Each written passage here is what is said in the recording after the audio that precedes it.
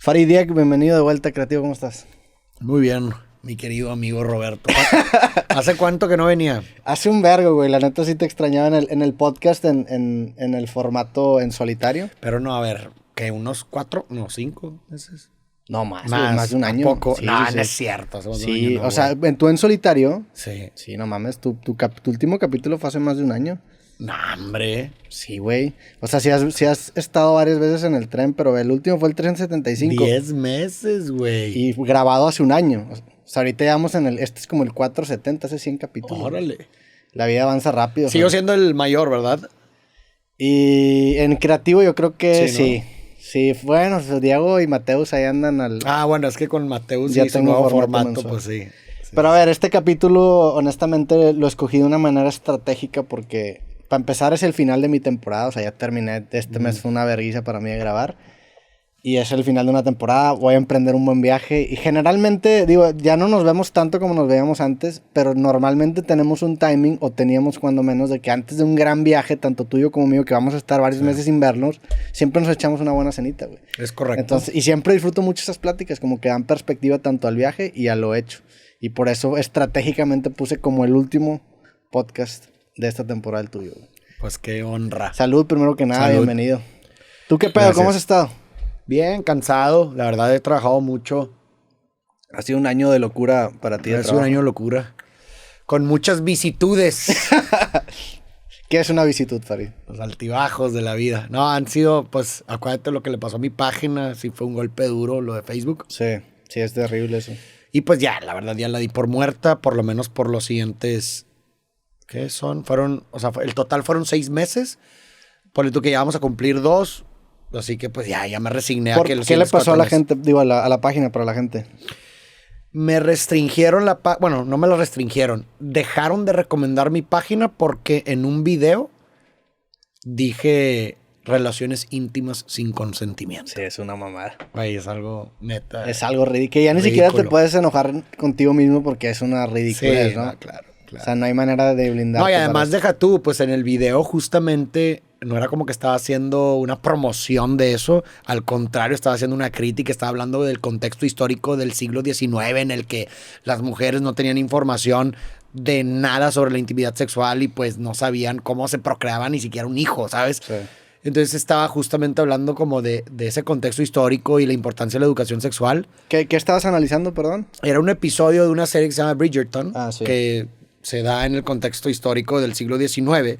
Y hay un capítulo, hay un capítulo en el que justamente se retrata como un personaje que se casó, no sabía, porque en esa época no había educación, o sea, el tema sexual femenino era un tabú. Las mujeres ni siquiera sabían cómo se procreaba un hijo.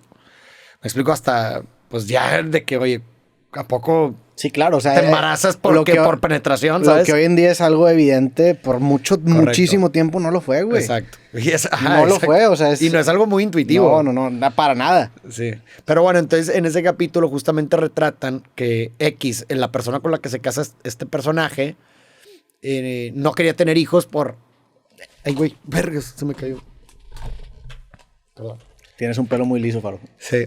Que este personaje, haz de cuenta que esta morra se casa, digo, te lo voy a resumir bastante, no me voy a meter a pormenores, pero se casa con una persona que no quería tener hijos. Pero ella no sabía que no quería tener hijos porque no quería y más bien pensaba que no podía por alguna cuestión física, ¿me explico? Por alguna incapacidad. Y entonces como no sabía que los hijos se tenían prácticamente por coito, entonces empezó a dar cuenta. Ya cuando supo cómo se tenían, pues se dio cuenta que en realidad no era porque no podía, sino porque no quería. Entonces, pues la morra se sintió engañada, traicionada e intentó, pues haz de cuenta que en el acto, en lugar de salirse, pues haz de cuenta que forzó a que se viniera adentro. Haz de cuenta que eso fue lo que relaté antes sí. Pero digo, obviamente con palabras censuradas, no creas que lo digo así tal cual. O sea, prácticamente, como te dije algo como... sí, pues tuvo relaciones sin consentimiento. O forzó a tener relaciones sin consentimiento. Y ya, güey, eso bastó para que me castigaran para que no me recomendaran la página por 6 meses. Y la verdad, en Facebook, para los que no saben, no importa. O sea, una página recomendada con 10,000 seguidores Es mucho mejor que una página con millones, como la mía, 20 millones de seguidores, sin recomendada, porque el algoritmo funciona así. Si no te recomienda... No, si no te recomienda, no vas a llegar a gente. Dependes de aparecer en el feed principal, ¿no? En recomendaciones, en el Facebook Watch. Eso es lo que más. Sí. De hecho, tú te puedes meter a... Incluso, por ejemplo, mi propia página de... Cuando estaba recomendada, en la proporción de quiénes veían mis videos o cómo le llegaba a la gente mis videos en Facebook, un gran porcentaje, por ejemplo, un 40% o 30% era por recomendaciones. Yeah. Porque pues es como el algoritmo de TikTok, que le das like, ya le diste like a un video mío y te parecen los demás. Entonces realmente si no tienes, y aparte, bueno, eso funciona también exponencial porque pues te cayó en recomendación uno y luego ya te pones a ver los otros. Por eso digo que si no, tu página no está recomendada, básicamente no te sirve para nada la página, para nada. Sí, pero digo, supiste explotar durante un muy buen tiempo precisamente ese estilo en cómo la gente consumía contenido, ¿no? O sea, llegaste a hacer, digo, lo hablamos, me acuerdo, en el creativo pasado, para encontraste un estilo de video que estaba hecho a la medida para ese tipo de algoritmo y tuviste un crecimiento brutal.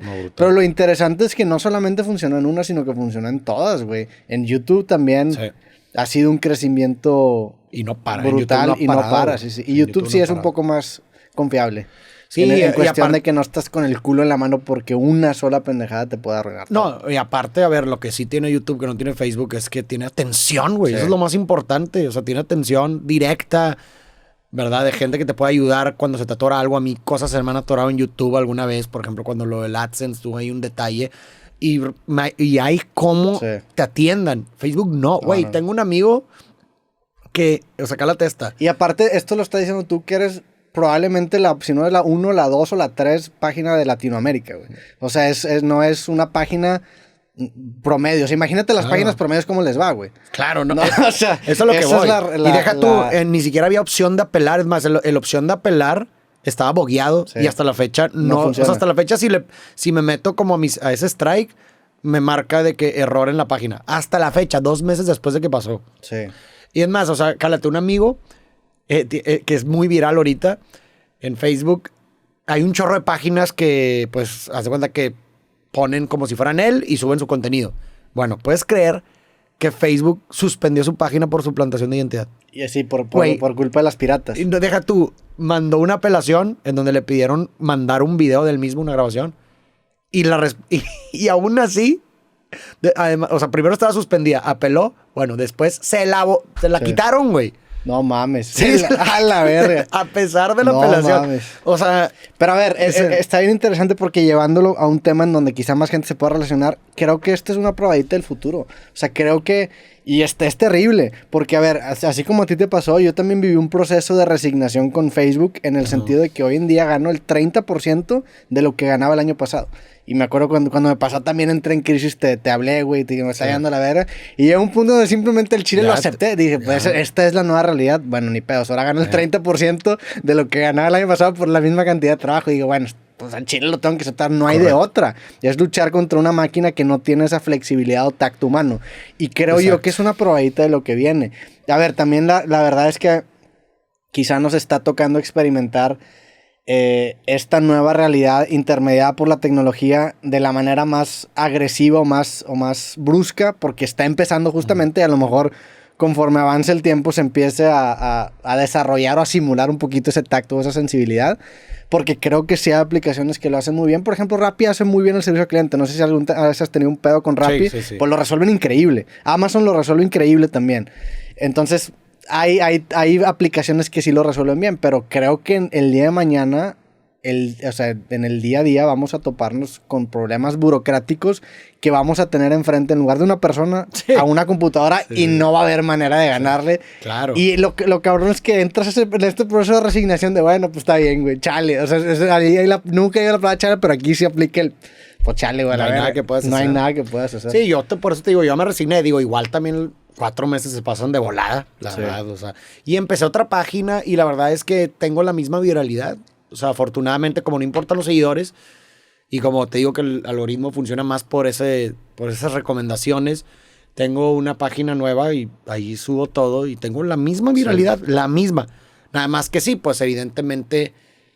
no tiene la misma, o sea, sí, no monetiza lo mismo que la otra porque la otra pues ya lleva muchos años. Tiene una reputación. Tenía una reputación y pues esta como es nueva pues todavía no tiene la confianza. Entonces pues sí, ya me resigné también a ganar menos y pues listo, ya se pasan 4 meses y ya. Que ese también es la volatilidad que tienen estos formatos de redes. Digo, lo chido en tu caso es que creo que has establecido ya un estándar de un tipo de contenido que ya está. Ahorita estabas hablando de por qué te chingaron la página y hablabas de que, güey, pues no lo dije nada más de una manera muy directa, sino que lo robustecí, le puse como elementos barrocos y eso ya hasta se han hecho memes de cómo lo diría Farid, ¿no? Claro, ¿Qué opinas de ese pedo? Está loco, ¿no? Sí, me he vuelto como la voz del internet, ¿no? O sea, si hay como una... Pues sí, es que es un estilo de cómo dirían las cosas este vato, ¿no? Sí. Que es un vergo, hacer eso es un vergo, güey. Sí. Pero bueno, eso habla de justamente la cantidad de contenido que la gente... o sea, sí, cómo, pues digo, a ver, de entrada, si vieras desde arriba, he subido un chorro de contenido en los últimos 1 año y medio. O sea, no he parado de subir contenido, yo creo que un promedio de 1 diario.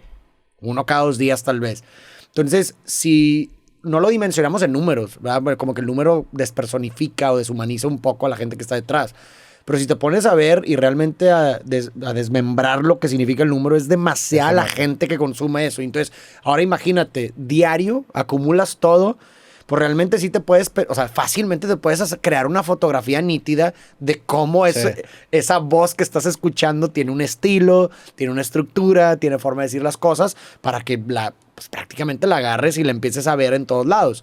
Ya incluso hay gente que me dice que es bien chistoso, incluso gente cercana a mí, que cuando les mando un texto o algo así me dicen, güey, lo leí con tu voz. O sea, como que ya hasta se crean esta voz fantasmal casi que vive dentro, que empieza a leer los textos como si yo los hubiera. A mí, por ejemplo, me pareció que ahora, me pasó, perdón, que ahora que te dije que creé mi voz inteligencia artificial, usé tu voz como referencia. O sea, usé más que nada la manera en la que porque tienes una musicalidad en las oraciones, correcto, ¿no? Sí.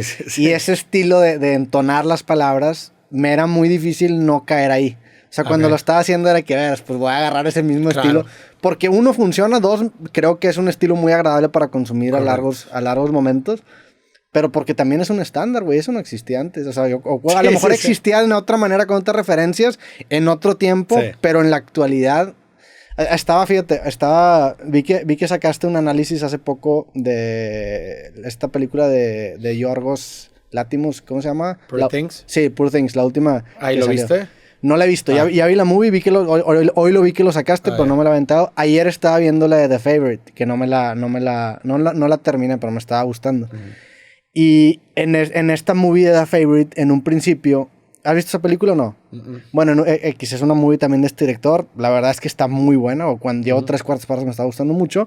Pero en una escena me clavé porque dicen que el papá de una morra había perdido todo su dinero jugando Whist. Dije, chinga, ¿qué es Whist? Y me empiezo a buscar qué es Whist y me empiezo a dar cuenta de que Whist era un juego que se jugaba muchísimo en Inglaterra. Al punto en el que todo el mundo sabía que era Whist en el siglo XVII, XVIII. Y eso me puso a pensar, qué cabrón, que para ellos no saber qué es Whist es como no sabes, pinche, algo que evidentemente tienes que saber. O sea, es cultura popular en su más puro estilo, pero también pensado desde un punto en donde esto siempre va a ser relevante. Y te empiezas a dar cuenta de lo efímero que son las cosas, güey. Este juego duró 100, 200 años, que es bastante. Es durar 100, 200 años en la boca de todos. Y había incluso club de Whist en Inglaterra. O sea, era algo muy grande. Es algo que duró bastante tiempo, pero eventualmente se pierde y se vuelve efímero. Y así va. Eventualmente Whist se reemplazó por otro juego que se jugó en el siglo XVIII, XIX, no me acuerdo cómo se llamaba. Y eventualmente llegamos al póker. Y te empiezas a dar cuenta cómo estas referencias o estos estilos que uno acaba... encontrando en la actualidad, a veces son regurgitaciones de lo mismo que sucedió hace 100 o 200 años, pero muchas veces ni siquiera te diste cuenta de que está replicando ese mismo estilo. Seguramente había un gran... sé que he referenciado mucho a Alan Watts, para muchos en los 70s, pues fue una referencia de la manera de comunicar, pero no sé, se me hizo interesante esa idea de lo efímero que llegan a ser las cosas a pesar de que se consuman tanto, güey. Sí, no, y más ahorita. Sí, y más ahorita tiende que a se ser más acelera. desechable Sí. y estás como condicionado a eso, ¿no? A desechar rápidamente las cosas y creo que ese condicionamiento también se manifiesta en los formatos, Sí. en los productos y demás. ¿Qué cambiaste? O sea, porque sí he visto que hay un proceso, obviamente, de mejora continua, de refinamiento. ¿Qué cambiaste de un qué? año para acá? En cuestión tanto de tu voz, Ah. que tú ves tus primeros videos y escuchas los de Sí, ahorita, y claro, obviamente claro, hay una claro. mejoría, pero puntualmente, si tuvieras que señalar, ¿qué mejoraste, güey? Pues digo, creo que de entrada la práctica, pues te desarrolla mucho mejor el habla y el tono y saber cuándo enfatizar ciertas cosas, cómo decir ciertas cosas. Como todo, ¿no? Cuando vas al empiezas a jugar un deporte, a practicar un deporte, conforme lo vas practicando te vuelves mejor. Yo creo que eso ocurre natural, no es algo que controlas. O sea, insisto, ponte tú a relatar, güey, todos los días, más de 3 horas de... ¿Cuál es tu rutina? No tengo como un día particular para grabar, simplemente grabo cuando tengo, pero tengo todo el tiempo. O sea, cuando hablo de tener, hablo de guiones que escribo. Escribo todo el tiempo, no hago otra cosa más que escribir, es lo que más me toma tiempo y es a lo que le dedico todo mi tiempo. Más ahorita que estoy en vacaciones de maestría. Cuando tengo maestría, pues tengo clases. Pero en mis tiempos de trabajo, todo el tiempo estoy escribiendo y tengo como un ritmo digo, obviamente me estoy intercalando entre análisis de películas, entre historias, o sea, estoy como bien diferentes tipos de guiones. Pero ponle tú que un análisis de películas me tardo aproximadamente 2 días en tener uno. Okay. Pero 2 días dedicados enteros a trabajar, porque si un día no sé, tuve un viaje o no tuve el tiempo de escribir, pues no cuenta. ¿Y esos 2 días incluyes el ver la película en esos 2 días? Sí, yo todo el tiempo, O sea, ¿ves la película cuántas veces o la ves pausando? ¿Haces la veo pausada. Ya. O sea, mi forma de ver las películas es, digo, claramente también tengo mis tiempos de no pensar, que es como voy al cine y veo la película y no, digo, Sí. aunque ya es un poco difícil, Ya está bien cabrón, porque ya güey. tienes muy desarrollado el músculo y aparte como que estás pensando en, es que voy Sigues yendo al cine, pero todos no los lo domingos, güey. Y no te Todos reconoce los raza y está raro de Sí. que, güey. Sí, todo el tiempo. De que explícame la película. O sea, si pasa ese tipo de No me dicen eso. No. No, pues digo, adentro del cine, pues estás en la sala y está oscuro, ¿no? Pero, por ejemplo, cuando voy a comprar algo, cuando estoy en la entrada, pues sí hay gente que me reconoce. Y de hecho me llevo muy bien ahí por ¿Siempre vas al mismo cine o qué? Voy siempre al mismo y me llevo muy bien con los que trabajan ahí. Ya. Ellos siempre me saludan y siempre me andan diciendo, oye, ¿cuándo vas a hacer esta película? Así. Siempre fuiste un vato así, ¿no? ¿De qué? De llevarte bien con... Sí, me llevo bien o sea, con todos. frecuentabas a los mismos lugares. Yo suelo entablar mucha amistad. Pero desde siempre, ¿no? Sí, desde siempre. Yo, en mi perspectiva, conociéndote como amigo, para mí siempre la manera que he tenido de picharte las cosas, siempre es convencerte que va a ser una aventura, güey. O sea, siempre va a ser Sí, de también, que sí. tenemos esa oportunidad de terminar en algún lugar que al Chile no nos hubiéramos esperado, ¿no? Y creo que quizá esa manera de hacer que las cosas pasen es decir, pues, güey, voy a terminar en una situación en la que de otra manera no hubiera llegado, ¿no? Porque hemos tenido varios que o yo te tiro segundo, tú me tiras segunda, que el pitch es precisamente de que, güey, pues no sabemos qué va a pasar, güey. O sea, se me ocurre obviamente la de José, la que fuimos a Nueva York. Hay varias así en donde... Sí. Y a ver, y yo lo ato mucho, y no sé si tú lo ates, pero aquí ya estoy hablando de mí mismo. Hace poquito hice como que la conexión del tipo de conversaciones que realmente disfruto tener con el tipo de películas que a mí me gusta ver. O sea, hay una relación muy clara para mí. No sé, el estilo de película que hoy en día me gusta mucho son los thrillers psicológicos. Me encanta ese formato. Y generalmente disfruto ese tipo de conversaciones en donde tienes esa experiencia similar de que te explota la cabeza, ¿no? Y creo yo que no sé... Porque también tú eres una persona a la que acudo mucho para recomendar películas. Y yo noto ese mismo estilo de lo impredecible en las películas a tu manera de abordar las situaciones. De decir, pues a la verga, vamos a recorrer este camino en donde tenemos la menor certeza posible porque vamos a terminar en algún lugar que no nos esperamos. Y digo, lo hemos dicho en el tren varias veces, pues tenemos la marea de las fiestas de élite, ¿no? Y creo que las fiestas de élite son la manifestación del mejor escenario que pudimos haber tenido a la hora de tomar una decisión así, güey, de que a la ver, vamos a agarrar un taxi y vamos a llegar a un lugar y de repente vas a ver a una morra y un vato desnudo con sushi encima y dices, ¿qué, güey? ¿Dónde estoy? Como que ese tipo no sé, a mí, yo disfruto mucho ese tipo de plot twist. Claro, así no, decirlo, claro. Que te dan aventuras de la vida, güey. Claro, y digo, claro que hay también un elemento ahí de aventura y de incertidumbre, como dices, definitivamente. Y sí, definitivamente es algo que me ha caracterizado en las decisiones que tomo como de experiencias. Sí. Sí. Pero bueno, pues esa fue la experiencia. Digo, ¿por qué estamos hablando? ¿Por qué salió el tema de Rigo? Ya ni me acuerdo. ¿Por qué salió el tema? Te estaba preguntando. Porque me decías que siempre entablo amistad. Sí, que te dije en la prepa cuando salías a fumar, ¿no? Y me contaste la historia de... Pero antes de eso, ¿qué estabas diciendo? Ya no me acuerdo. Pues aquí estábamos hablando un poco de por qué eres como eres. Ok. Y ahorita, empezaste un canal de documentales, se llama The Docs. ¿Por qué hiciste otro canal y por qué no lo subiste en el tuyo, güey? Porque quería distinguir. O sea, como que quiero dejar el mío específicamente para análisis de películas. Y otro como que más como de informativo, más de documental. Pues prácticamente el nombre lo dice, The Docs.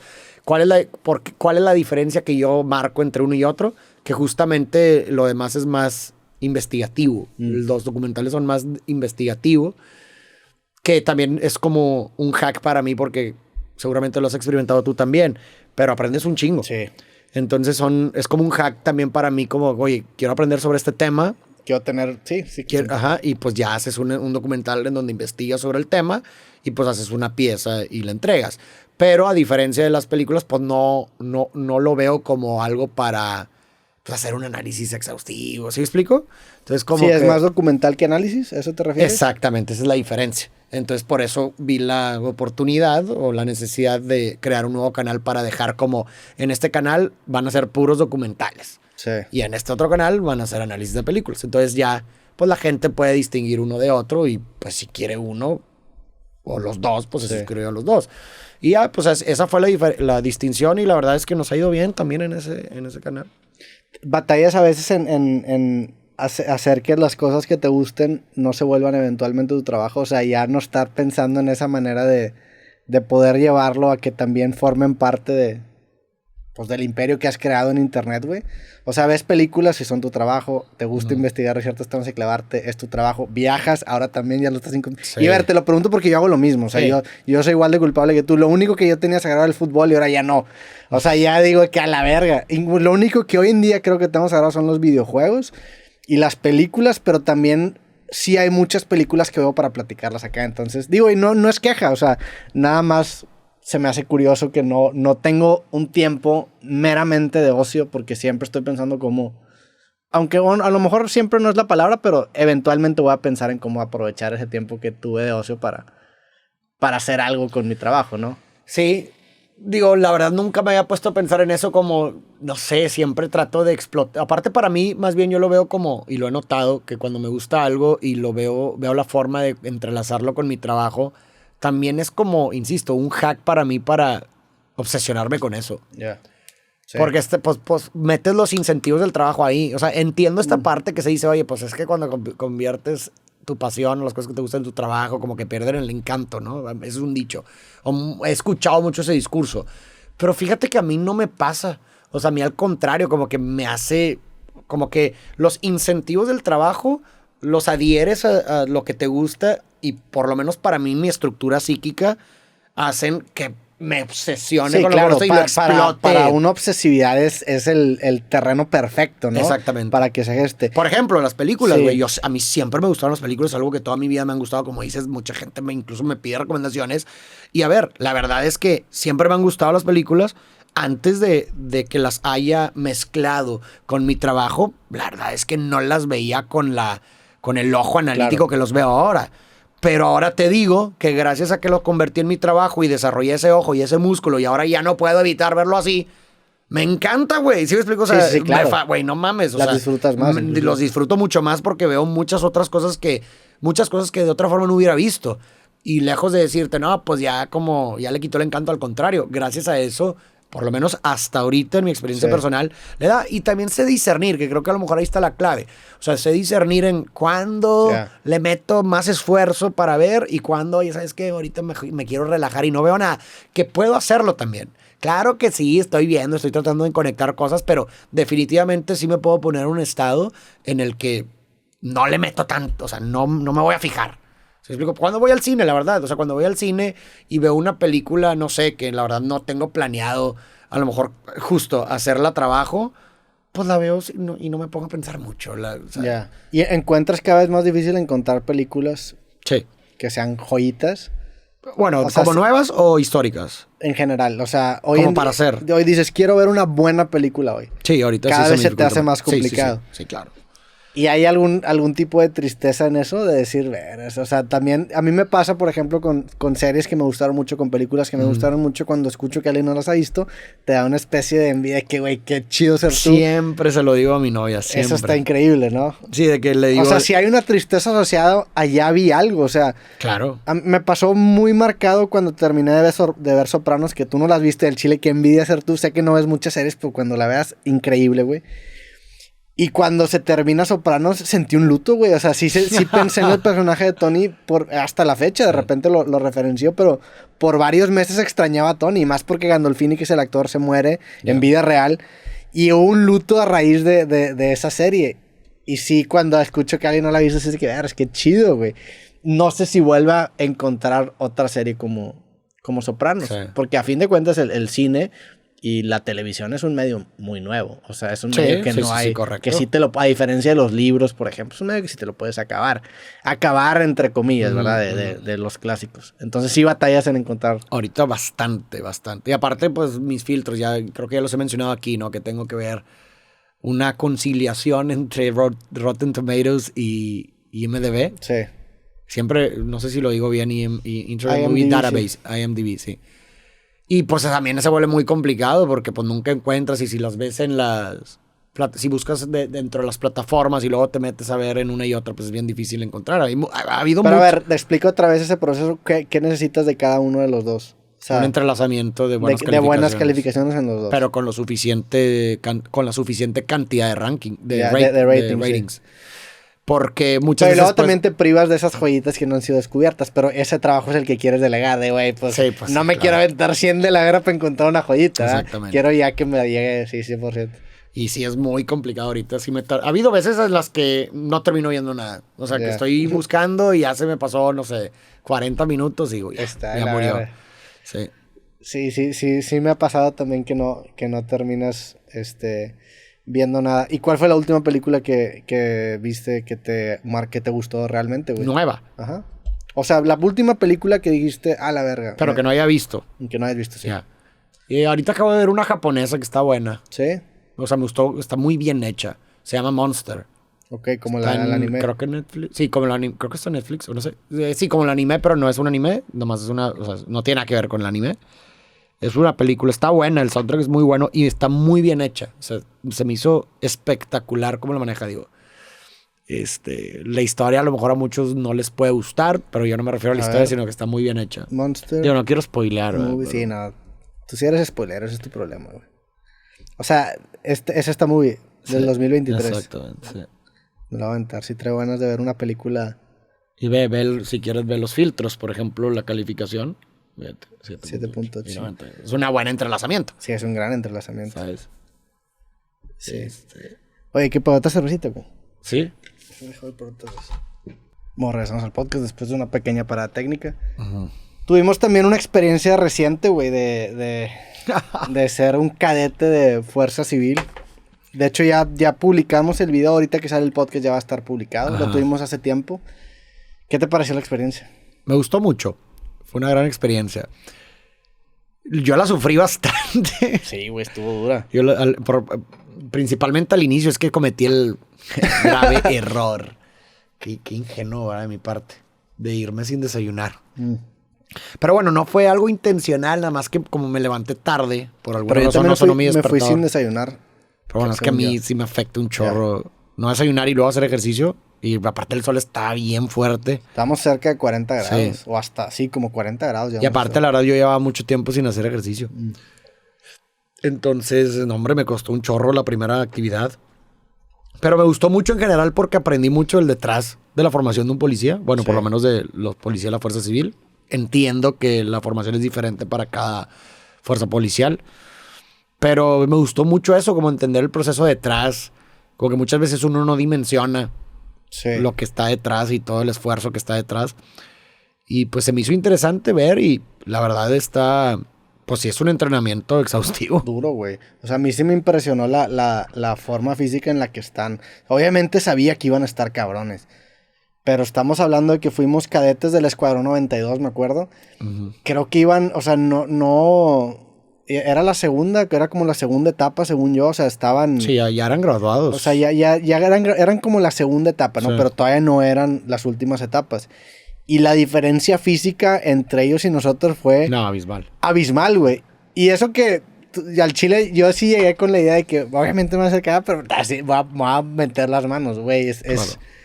Está bien cabrón la forma física en la que llegan a estar. Y también aprendimos que son personas que vienen de otros estados, de otras ciudades, mayoritariamente. Y vienen aquí porque aquí hay una fuerza capacitada que los educa, no solamente en el adiestramiento que involucra ser un elemento de la fuerza civil, sino que aparte les dan educación complementaria en aulas y los enriquece como personas, güey. La verdad es que sí está muy bien, están muy bien preparados. A mí lo que me llamó mucho la atención o lo que más me impactó, no sé por qué, pero fue cuando practicamos en el simulador. Ah, sí. O sea, como que, o sea, la verdad, estar en esas, digo, para la gente que no entiende lo que estoy diciendo, haz de cuenta que nos Que pusieron vayan a ver el video, o sea, hay un video en mi canal y hay un video en el tuyo también. Sí. O sea, ya cuando esté saliendo Ahí esto pueden va a estar publicado los dos videos. Pero me llamó mucho la atención porque pudimos experimentar, digo, obviamente no se compara a una situación real, pero sí puedes como tener una noción de tomar decisiones importantísimas bajo presión. De vida o muerte. De vida o muerte bajo presión. Y que cualquier error, por más minúsculo, puede no solamente pender la vida de alguien más, sino también y la tuya, sino también, no sé, güey, que te metan al bote a ti, güey. ¿Sí me explico? Tomar O sea, una mala decisión en un momento en donde tienes segundos para analizar un dilema sumamente complejo. Sumamente complejo. Si tomas la decisión incorrecta, puedes acabar en la cárcel si no es que acabas muerto, ¿verdad? O muerto, o en la cárcel, o la otra persona, la que estás intentando salvar, muere. Pero también por eso me imagino que refuerzan tanto estos conceptos para que actúen por memoria muscular. Porque no hay otra, o sea, no hay otra manera de poder lograr hacerlo. Tienes que actuar por memoria muscular de a la verga. Inmediatamente hacer lo que me enseñaron en mi entrenamiento. Nos metimos tú y yo a este simulador sin esa preparación y sí nos topamos con situaciones que de entrada eran bien difíciles, o sea, eran obviamente, el simulador para la gente que no ve el video, era una especie de cuarto, tú y yo teníamos una pistola y había una especie de película interactiva que simulaba una especie de robo, un ataque a una escuela, y tú y yo éramos policías, ¿no? Y teníamos que colaborar, gritar, hablar con este güey y estar analizando sus micromovimientos, sus gestos y determinar cuál era la opción correcta. O sea, dentro de las opciones, pues le podíamos disparar en primera instancia, podríamos disparar a la muñeca, podíamos decirle cualquier cosa. Y sí fue una probadita de lo difícil que es llegar a ser un policía y vivir ese tipo de situaciones en donde tú entras como elemento de seguridad y no tienes todo el contexto. O sea, tú mismo, y es lo que me acuerdo que nos decía el instructor, tú mismo tienes que estar analizando toda la escena para deducir ciertas cosas que no se te brindan directamente. De que, oye, pues esta puerta está abierta, a lo mejor pasó por... O sea, ese tipo de detalles tienes que tener un ojo muy agudo. Y es dificilísimo hacerlo todavía bajo presión. Sí, caray. Sí, eso a mí en lo personal me impactó bastante. ¿Cuál crees que sea la relación que tienen con la muerte los cadetes, güey? O sea... Pues me acuerdo mucho de la conversación que tuvimos con José, un cadete de la Fuerza Civil que desafortunadamente perdió la vida en el campo. Y me acuerdo que hablábamos, justamente le preguntábamos, bueno, yo me acuerdo, es que a lo mejor, es que yo lo entrevisté después, o sea, me hace que entonces fue en esa. Y le hacía esa pregunta. Como digo, él aparte tenía familia, tenía hijos y justamente le pregunté que, pues, cómo manejaba el tema de la muerte.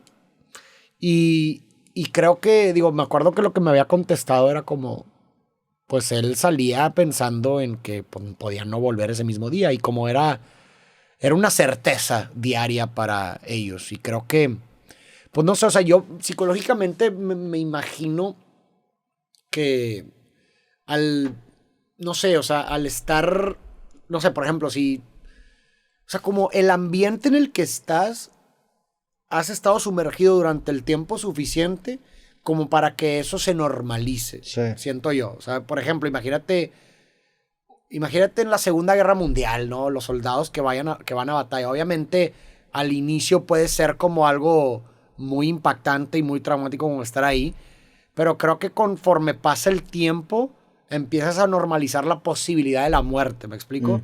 Digo, así lo pienso yo, más siendo un policía, ¿no? Que estás constantemente, a lo mejor en el campo, estás persiguiendo gente. Estás viendo cadáveres. Estás viendo cadáveres. Siento que el tema de la muerte puede ser como una certeza mucho más nítida que una persona normal como nosotros, que a lo mejor no estamos enfrentando situaciones de ese tipo constantemente, ¿me explico? Entonces, siento que algo así pudiera pasar con ellos y que por lo tanto a lo mejor están, pues no sé, preparados de alguna forma o han caído en términos o tal vez no lo sé, digo, ¿quién sabe? Quizá es un proceso gradual en donde obviamente exacto, el tener de esa manera, digo, normalizada es la mejor palabra que encuentro, pero la muerte, pues también genera un cambio en tu comportamiento, ¿no? Correcto. El hecho de tener la muerte tan cercana, o sea, sabes que tus probabilidades son considerablemente mayores que la mayoría de las personas, ¿no? Y eso a mí en lo personal me hace generarles un respeto increíble, o sea, la verdad es que para empezar nos trataron increíble, todos los que estaban ahí del escuadrón nos recibieron bastante bien, sentimos ese espíritu de camaradería, de pertenecer a un escuadrón, hicimos la prueba de obstáculos, nos ayudaron a subir y la verdad es que sí, te digo, agradecemos obviamente la invitación de Fuerza Civil y yo sí quedé muy impresionado con la forma en la que están los cadetes, o sea, con el entrenamiento que llevan ellos, porque nosotros tomamos ese entrenamiento en una versión light y no corrimos los 5 kilómetros de las 5 de la mañana, porque si les dijimos, no se pasen de verga, y así nos hacen correr esto, ya valimos ver. ¿A ti se te dislocó? ¿O qué te pasó, güey? ¿Se te dislocó que una muñeca? La muñeca, un tendón, creo. A la verga. Sí, en un ejercicio justamente como de un arte de defensa. Pues es que, claro, entiendo que se lo tienen que tomar en serio, porque no es como que se lo van a tomar a la ligera y que en el campo real que, estamos entrenando, pues no, güey. O sea, entiendo que se lo tienen que tomar con seriedad, pero bueno, pues a mí conmigo, pues me tocó... Te estaban desarmando, algo así, ¿no? Sí, era de defensa, o sea, tú te daban un cuchillo de plástico y como que pues hacías como un movimiento como para intentar atacar al otro y pues en este caso la persona se defendía haciéndote una llave, ¿no? Y manita de puerco. A mí en la manita de puerco fue cuando se me dislocó, porque haz de cuenta que me lanza al suelo, me estira el brazo hacia arriba y pues como para desarmarme, porque ahí tenía el cuchillo. Y sientes y pues para quitarte el cuchillo, pues aplican la técnica de la manita de puerco, ¿no? Que pues te aplastan la muñeca para que sueltes el cuchillo. Y pues me la aplastó además. Y es más, yo le estaba diciendo, ya, güey, me rindo, güey, ya te la suelto. Y el tipo, clac, ¿no? Y yo hasta en el video grito, ¿no? Dije, ya valió. O sea, yo sentí como... Yo cuando te vi, dije, este dato ya valió madre. O sea, ya se acabó su día, güey. Sí, ya. Y fuiste con un doctor que parecía más un pinche maestro Miyagi a la verga. Sí, güey. Y casi te hizo la de Karate Kid, ¿no? Sí, me dijo, oye, no te preocupes ahorita, dame unos segundos, me dice. Y yo, pues, ¿qué va a hacer? Y me agarró la mano y me hizo así un apretón y un movimiento bien curioso. Y como arte de magia, güey. Sí. Así tal cual lo dijo, segundos después, mi muñeca estaba como sin nada. O sea, ni siquiera Sí, seguiste tu día. Sí, exacto. O sea, pero ni siquiera como una huella de dolor o una molestia. No, güey. Completamente renovada, como si nada hubiera pasado. Así que impresionado. Pero pues entiendo, a ver, seguramente no fui el primer güey que le pasó eso. Claramente, pues todos los días entrenan de esa forma. Seguramente a alguien más le ha pasado algo así. Y pues saben cómo arreglarlo, ¿verdad? Sí, o sea, digo, para cerrar este tema, me quedo muy cabrón con... Digo, también las instalaciones que tienen de entrenamiento son de muy buen nivel, pero también, o sea, lo que me hace todavía generar más respeto a la labor de policía específicamente en México es en el contexto en el que ejercen su profesión. No solamente desde un punto de vista de inseguridad, lo cual hay y es terrible, lo que experimentamos y vivimos en México es aterrador porque no solamente se pueden meter contigo, sino con tu familia, y por eso son tan herméticos a la hora de compartir su rostro con justa razón, y es lo que tienen que hacer, pero también porque sí existe una percepción social negativa hacia la labor del policía, que todavía lo vuelve más difícil de que, oye, mamón, entiendo que hay corrupción y hay elementos corruptos y hay unos que son unos hijos de la chingada, pero no todos son así, güey, no todos son así, y Y muchos de ellos no eran así, pero se acaban volviendo porque existe esta percepción social negativa sobre una labor que a mí se me hace demasiado loable, valiente, y que el agregarle este elemento todavía lo vuelve más complicado. Me acuerdo que José Hernández nos decía precisamente eso, que iba a ciertas colonias y les gritaban puercos y no sé qué. Sí. Eso para mí, al chile, o sea, yo salí ahí con un nivel de respeto gigantesco por eso mismo. Sí, de acuerdo. Y digo, es una pena, como tú dices, es bien difícil en la percepción pública. No sé si han tenido a lo mejor alguna experiencia con algún elemento o con alguna situación que a lo mejor fue desfavorable, pues como seres humanos tendemos a categorizar todos dentro del mismo costal y generalizar. Y justo me parece muy triste como que en una profesión tan difícil, ¿no? Que pena por aquellos elementos Sí. que probablemente son la mayoría. Que justamente, pues sí, arriesgan, se preparan y arriesgan sus vidas, pues que lo metan al mismo costal que... Sí, y aparte arriesgan su vida y también es una profesión que evidentemente a tu familia cercana la pone nerviosa. O sea, tu familia cercana sabe también que estás jugando estás jugando muy cercano a la muerte, y le generas estrés a tu familia, güey. Y muchos de ellos, como mencionamos, vienen de distintas partes del país, abandonan a sus familias y se me hace una labor admirable, y eso es algo que de las experiencias que he tenido, tanto platicando con cadetes o platicando incluso con agentes de fuerzas especiales, digo, qué cabrón, o sea, el Chile sí son lo más cercano que tenemos a superhéroes, los que hacen y ejercen su trabajo de la manera en la que son educadas y qué cabrón, al Chile qué cabrón, la neta, hasta que no lo vives no te das cuenta de lo difícil que es llevar una vida de ese estilo. Pero pues agradecemos la invitación a Fuerza Civil y a la Universidad de Ciencias de la Seguridad por abrirnos las puertas. Nos trataron muy bien, estuvimos bastante tiempo ahí, güey. Estuvimos casi todo el día en un calor infernal, estábamos cerca de 40 grados. Sí. Pero fue una experiencia... una grata experiencia. Grata experiencia. Hablando de recapitulación de experiencias, sacaste hace poco por fin tu video de especial de 5 millones. Sí, el documental, sí. ¿Qué se sintió grabar ese video, güey? O sea, me imagino que debe haber sido un proceso bien emotivo, pues porque estás documentando toda tu vida. Sí, y justamente... O sea, fue emotivo para mí y yo ni soy tú, güey. Claro, güey. No, y aparte fue un ejercicio bien interesante porque es una forma de recapitular tu vida. Sí. Además de crearle como una narrativa y un sentido. ¿Qué digo? A ver, en terapia, pues sabemos que esa escritura creativa es una forma también de resignificar, ¿no? O sea... Muchas veces, o sea, cuando tienes cierta incertidumbre o no tienes muy claro un sentido, un propósito, muchas veces, o incluso un sentido de identidad, muchas veces como el recapitular y escribir tu vida como si fuera una historia, ayuda justamente a crear una cohesión.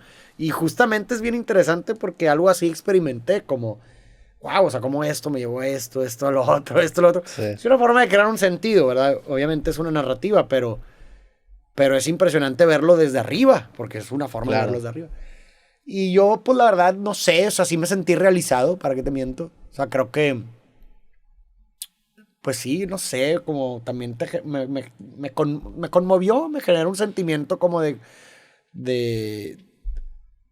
no sé, de orgullo.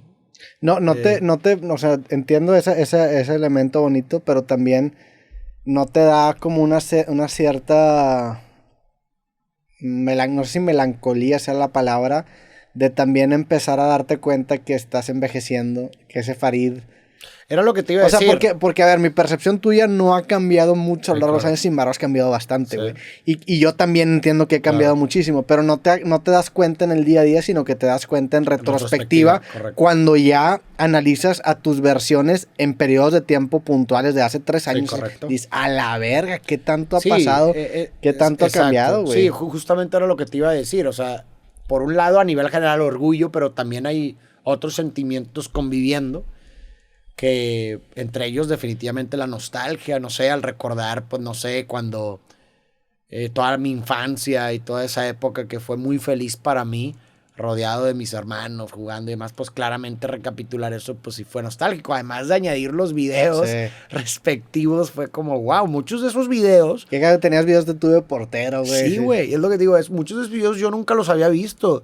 O sea, porque había unas grabaciones en cassette, imagínate de esos, y pues nunca los habíamos visto. ¿Cómo los convertiste en una maquinita? Fuimos a convertirlos aquí, ahí con una persona, y fue la primera vez que vi esos videos. O sea, también fue algo impactante No para mí mames, verlo, güey. ¿no? Y porque pues sí, tratamos de presentar pues un video de cada etapa. Y pues nada, o sea, ir escribiendo ese guión y también pues a ver qué omites, qué quitas, porque pues también no quería que fuera muy largo y que dejara de ser o sea, que, Sí. que perdiera la atención. Entonces, Como, para quedarnos un poco en el tema de tu infancia, como psicólogo, ¿cómo ves tu infancia? O sea, es como mentalmente tu lugar seguro, o sea, hoy en día, porque, a ver, a mí me da mucha nostalgia ser niño, y este último año me ha dado todavía más, no sé por qué, como que hay algo ahí sí. que me genera como, pues sí, nostalgia de decir, no me daba cuenta de lo efímero que era mi juventud, ¿no? O sea, incluso, no sé, me imagino de niño y voltear a ver y ver a todos mis seres queridos jóvenes, o sea, mi papá casi de mi edad, mi Sí, mamá caray. cercana también casi de mi edad, mis abuelos vivos y jóvenes, güey. Digo, no mames, o sea, es como que sí me da esa impresión de que al no entender lo efímero que es, pues no sé si no diría que no lo disfruté lo suficiente, porque creo que precisamente el no estar pensando en que es Claro. efímero me permitió disfrutarlo, pero hoy en día que estás consciente de que ya terminó y que nunca vas a volver ahí, que la vida no va a regresar, pues es duro.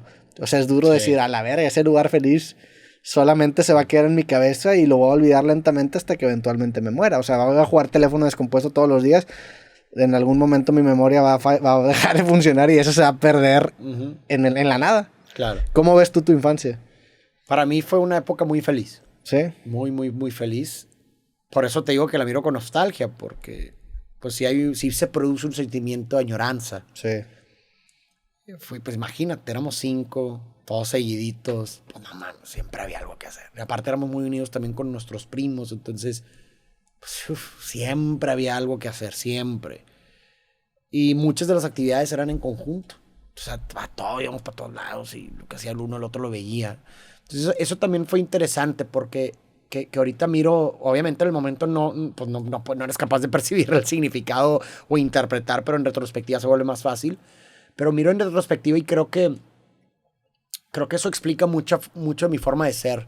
Tanto de lo sacrificado que soy y lo complaciente, como también considero que no muy individualista. O sea, porque éramos 5, todos lo teníamos que compartir. Todo. Sí. O sea, no eran, pues sí, como te digo, pues a ver, pues no alcanzaba, imagínate comprarle lo mismo a todos.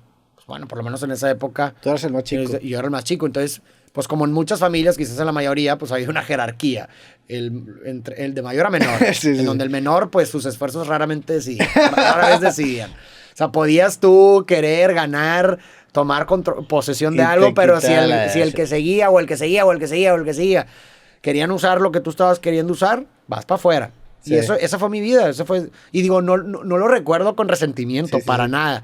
O sea, creo que al contrario, incluso lo recuerdo con agradecimiento de cierta forma, porque entiendo que cada quien va a significar las cosas de forma diferente. A lo mejor a alguien le tocó vivir lo mismo, algo similar, y a lo mejor sí le generó algo muy traumático y complicado.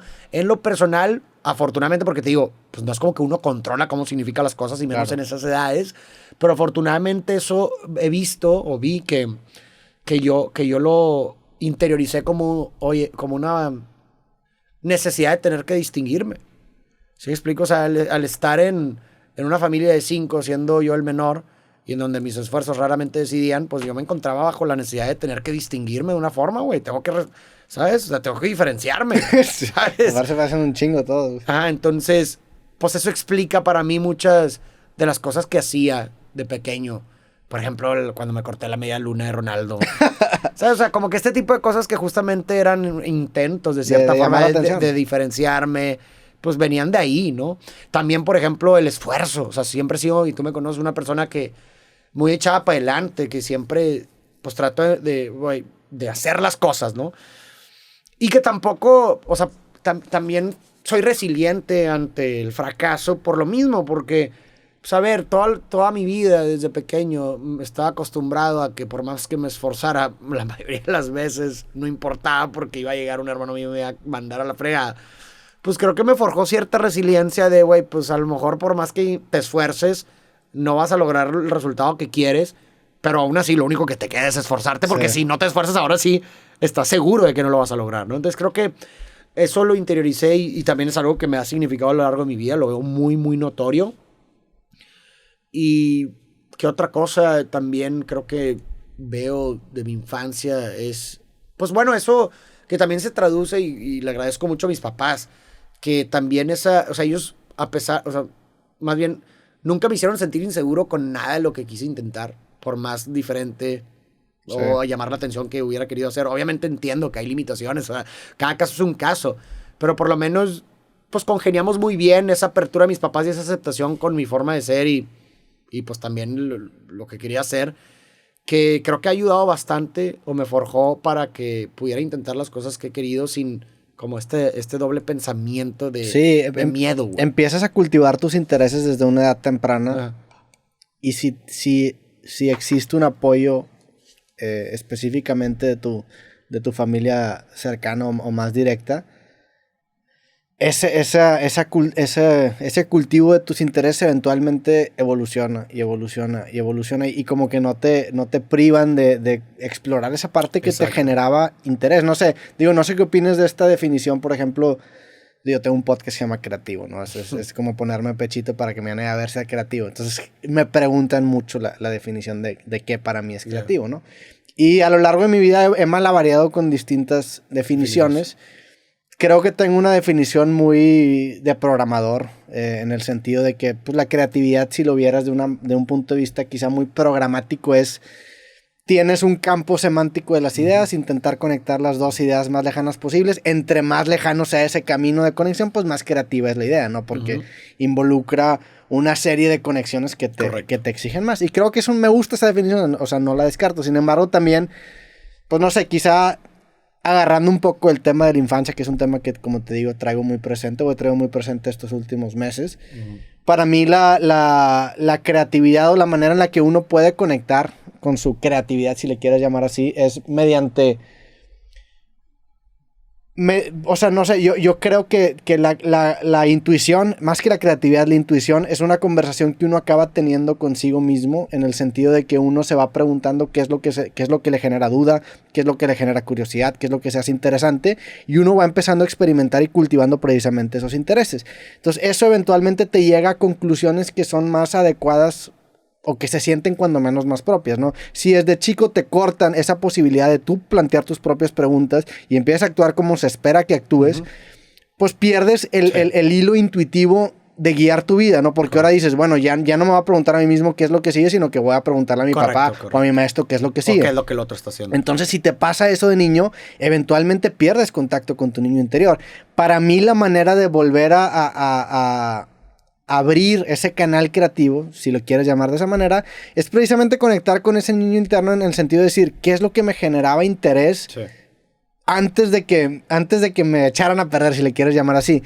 Y empieza a jalar ese hilo, empieza a cultivar esos intereses y esos intereses tempranos, y eventualmente llegas a volver a tener una especie de intuición porque se genera en esa práctica. Entonces, no sé, creo que es como jalar ese hilo. ¿Qué opinas tú de esa definición? Porque en tu caso se te permitió, se me permitió ejercitar eso, y creo que eso ha desarrollado en ti, que eres una persona que está muy en contacto con su intuición. No sé si sea la manera correcta de llamarla, pero con la intuición en el sentido de que tú te preguntas a ti mismo qué es lo siguiente que quieres hacer y no estás como a expensas de lo que te diga otra persona debes de hacer eso, ¿no? Eso por un lado, y creo que por otro lado, que también es, creo, igual de importante, es la acción, porque muchas veces puedes tener identificado el interés o el deseo de algo, pero luego estás paralizado porque, no sé, justamente vuelvo a lo mismo, hay la crítica o no voy a seguir el camino de mis papás, ¿qué van a pensar de mí? ¿Sabes? Como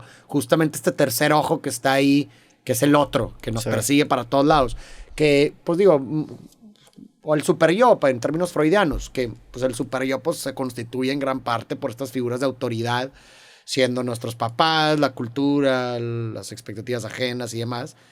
Entonces, si tuviste, ¿verdad? O creciste en un contexto en donde pues fueron tus papás o tus cuidadores o las figuras a tu alrededor hipercríticas de ti, en donde no se te permitió o más bien, sí, no se te permitió de manera desproporcionada el que quieras hacer tus cosas, pues probablemente vas a internalizar un superior muy severo que justamente esta vocecita te va a perseguir, aunque tú identificas algo que quieres, esta vocecita, este otro, se va a manifestar y te va a decir, no, ni de pedo, y no lo haces. Sí. Muchísima gente, es así, y ¿cuántas veces más? Pero sí, de por sí es difícil, güey. Sí, y eso es como que, digo, hay una frase que me gusta mucho que tiene que ver con esta idea que dice que si no persigues tus intereses de niño, eventualmente se convierten como extremidades fantasmas. ¿Sabes qué es una extremidad fantasma? Sí, que te cortan un brazo y como que sigues, como que hay algo que te faltó recorrer y explorar. Claro, o sea, es a lo que me refiero con retomar esa conversación y explorar precisamente ese camino para que te des cuenta si sí o si no, porque también te puedes dar cuenta que al chile por ahí no era, pero ya me quité cuando menos esa duda, ¿no? Y tu propia intuición vuelve a tomar las riendas de tus propias decisiones. De acuerdo. Creo que por ahí yo metería el tema de creatividad, ¿no? Sí, de acuerdo. De acuerdo, es un buen hilo para, como tú dices, perseguir y descubrir. Sí. Porque si toda tu vida has vivido a expensas de la expectativa ajena y nunca realmente has perseguido tus propios intereses, pues claro que en el momento en que identificas o recuerdas o como tú dices, reconectas con ese niño interior o esa época o ese interés que quedó perdido, pues seguramente si lo empiezas a explorar, no necesariamente te vas a ir por ahí, pero por lo menos inicias un camino que si no es por ahí vas a encontrar otras cosas que también te interesan y vas a empezar a sumergirte en este espiral en donde empiezas a vivir una vida más auténtica, definitivamente. Vamos a ponernos ya muy hipotéticos, pero si eventualmente se inventara la máquina del tiempo, ¿regresarías a tu infancia? Sí, claro. Sí regresarías. No te lo pensarías a la verga. ¿No me lo qué? No te lo pensarías. ¿Sí regresarías a tu infancia? Pero, o sea, ¿regresar y volver o nomás quedarme ahí para visitar? O sea, imagínate. Claro, hay ciertas... Estaba platicando la otra vez con Oscar Burgos. Y estábamos hablando sobre cómo él tenía un amigo que él decía... Porque él es de Tampico, ¿no? Yeah. En Tampico hay muchos... tiene una fama muy relacionada al tema de los UFOs y los ovnis. Sí. Y él tenía un amigo que decía que los ovnis, los objetos voladores no identificados, no eran aliens, no eran seres extraterrestres, sino que éramos nosotros del futuro visitando el pasado, ¿no? Que a ver, sí, entiendo que hoy en día el viajar en el tiempo... Es imposible, o no es imposible, sino que hay muchos milagros en la cuestión científica de distancia, en el sentido de que tenemos que resolver muchos problemas que hoy en día parecerían milagros, ¿no? Viajar a la velocidad de la luz, superar ese tema de la velocidad de la luz, producir la suficiente energía para poder lograrlo, etcétera, etcétera, ¿no? Hay muchos milagros de por medio. Pero si en algún momento, en 3.000, 4.000 años... o más, se lograra hacer eso, pues entonces sí tendríamos la respuesta de que, mira, sí pudimos porque estamos viendo un carnal, ¿no? Yo no sé si volvería a mi infancia, güey. Siento que se me haría una puerta muy difícil de cerrar. O sea, no sé si volvería. No sé si, porque luego no sé si quisiera avanzar. O sea, para mí está bien que no se pueda volver, aunque duele. Pues sí, entiendo esa parte, pero por otro lado también puede servir justamente para... recordar aquello que hemos olvidado. Que justamente como tú dices, cosas que se han perdido a lo largo de ese proceso de crecimiento, pues a veces regresar y volver a vivir ciertas cosas que has olvidado, pues te recuerdan justamente cosas que podrías retomar para tu vida actual que te puedan servir. ¿Te genera ansiedad que se te hayan olvidado cosas?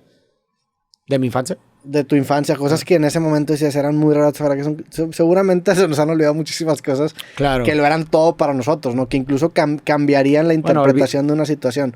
Pues, pero bueno, olvidado conscientemente, porque pues al final... ¿Inconsciente tú crees que no? Pues yo creo que no, yo creo que cada cosa que hemos vivido lo tenemos tatuado en nuestra personalidad. Pero ¿tú crees que haya algo que quizá... o sea, ¿el olvidar no existe? Te lo pregunto de plena ignorancia en cuestión psicológica. Pues es una buena pregunta. Habría que definir qué es. ¿Olvidar conscientemente? Pues definitivamente se puede olvidar conscientemente. Pero ¿olvidar qué? O sea, olvidar que te sucedió algo. Completamente. Por eso. Pero pues eso, insisto... pues conscientemente. Pues sí, pues conscientemente claro que se te olvida, pero... Sí, pero ya te empiezan a hablar un poco del tema y te acuerdas, ¿no? Entonces ahí está. Pero eso seguimos hablando de la conciencia, pero pues no sé, a lo mejor tu cuerpo no. Ya. A lo mejor tu cuerpo no ha olvidado, no sé, ¿sí me explico? O sea, a lo mejor físicamente experimenta... Imagínate, olvidaste conscientemente no sé, que una experiencia traumática con un oso, güey, o con un perro, si quieres. Y lo olvidaste conscientemente. Tenías 3 años, 4. Pero cada vez que pasas al lado de un perro sientes una ansiedad en tu cuerpo tremenda. Ya. Pues tu cuerpo no olvida. Tu cuerpo no olvida. Entonces, pues sí, ¿sabes? Es difícil. ¿Sabes? Sí. Bueno, pues alguien podría decir, bueno, y el Alzheimer y todo ese tipo.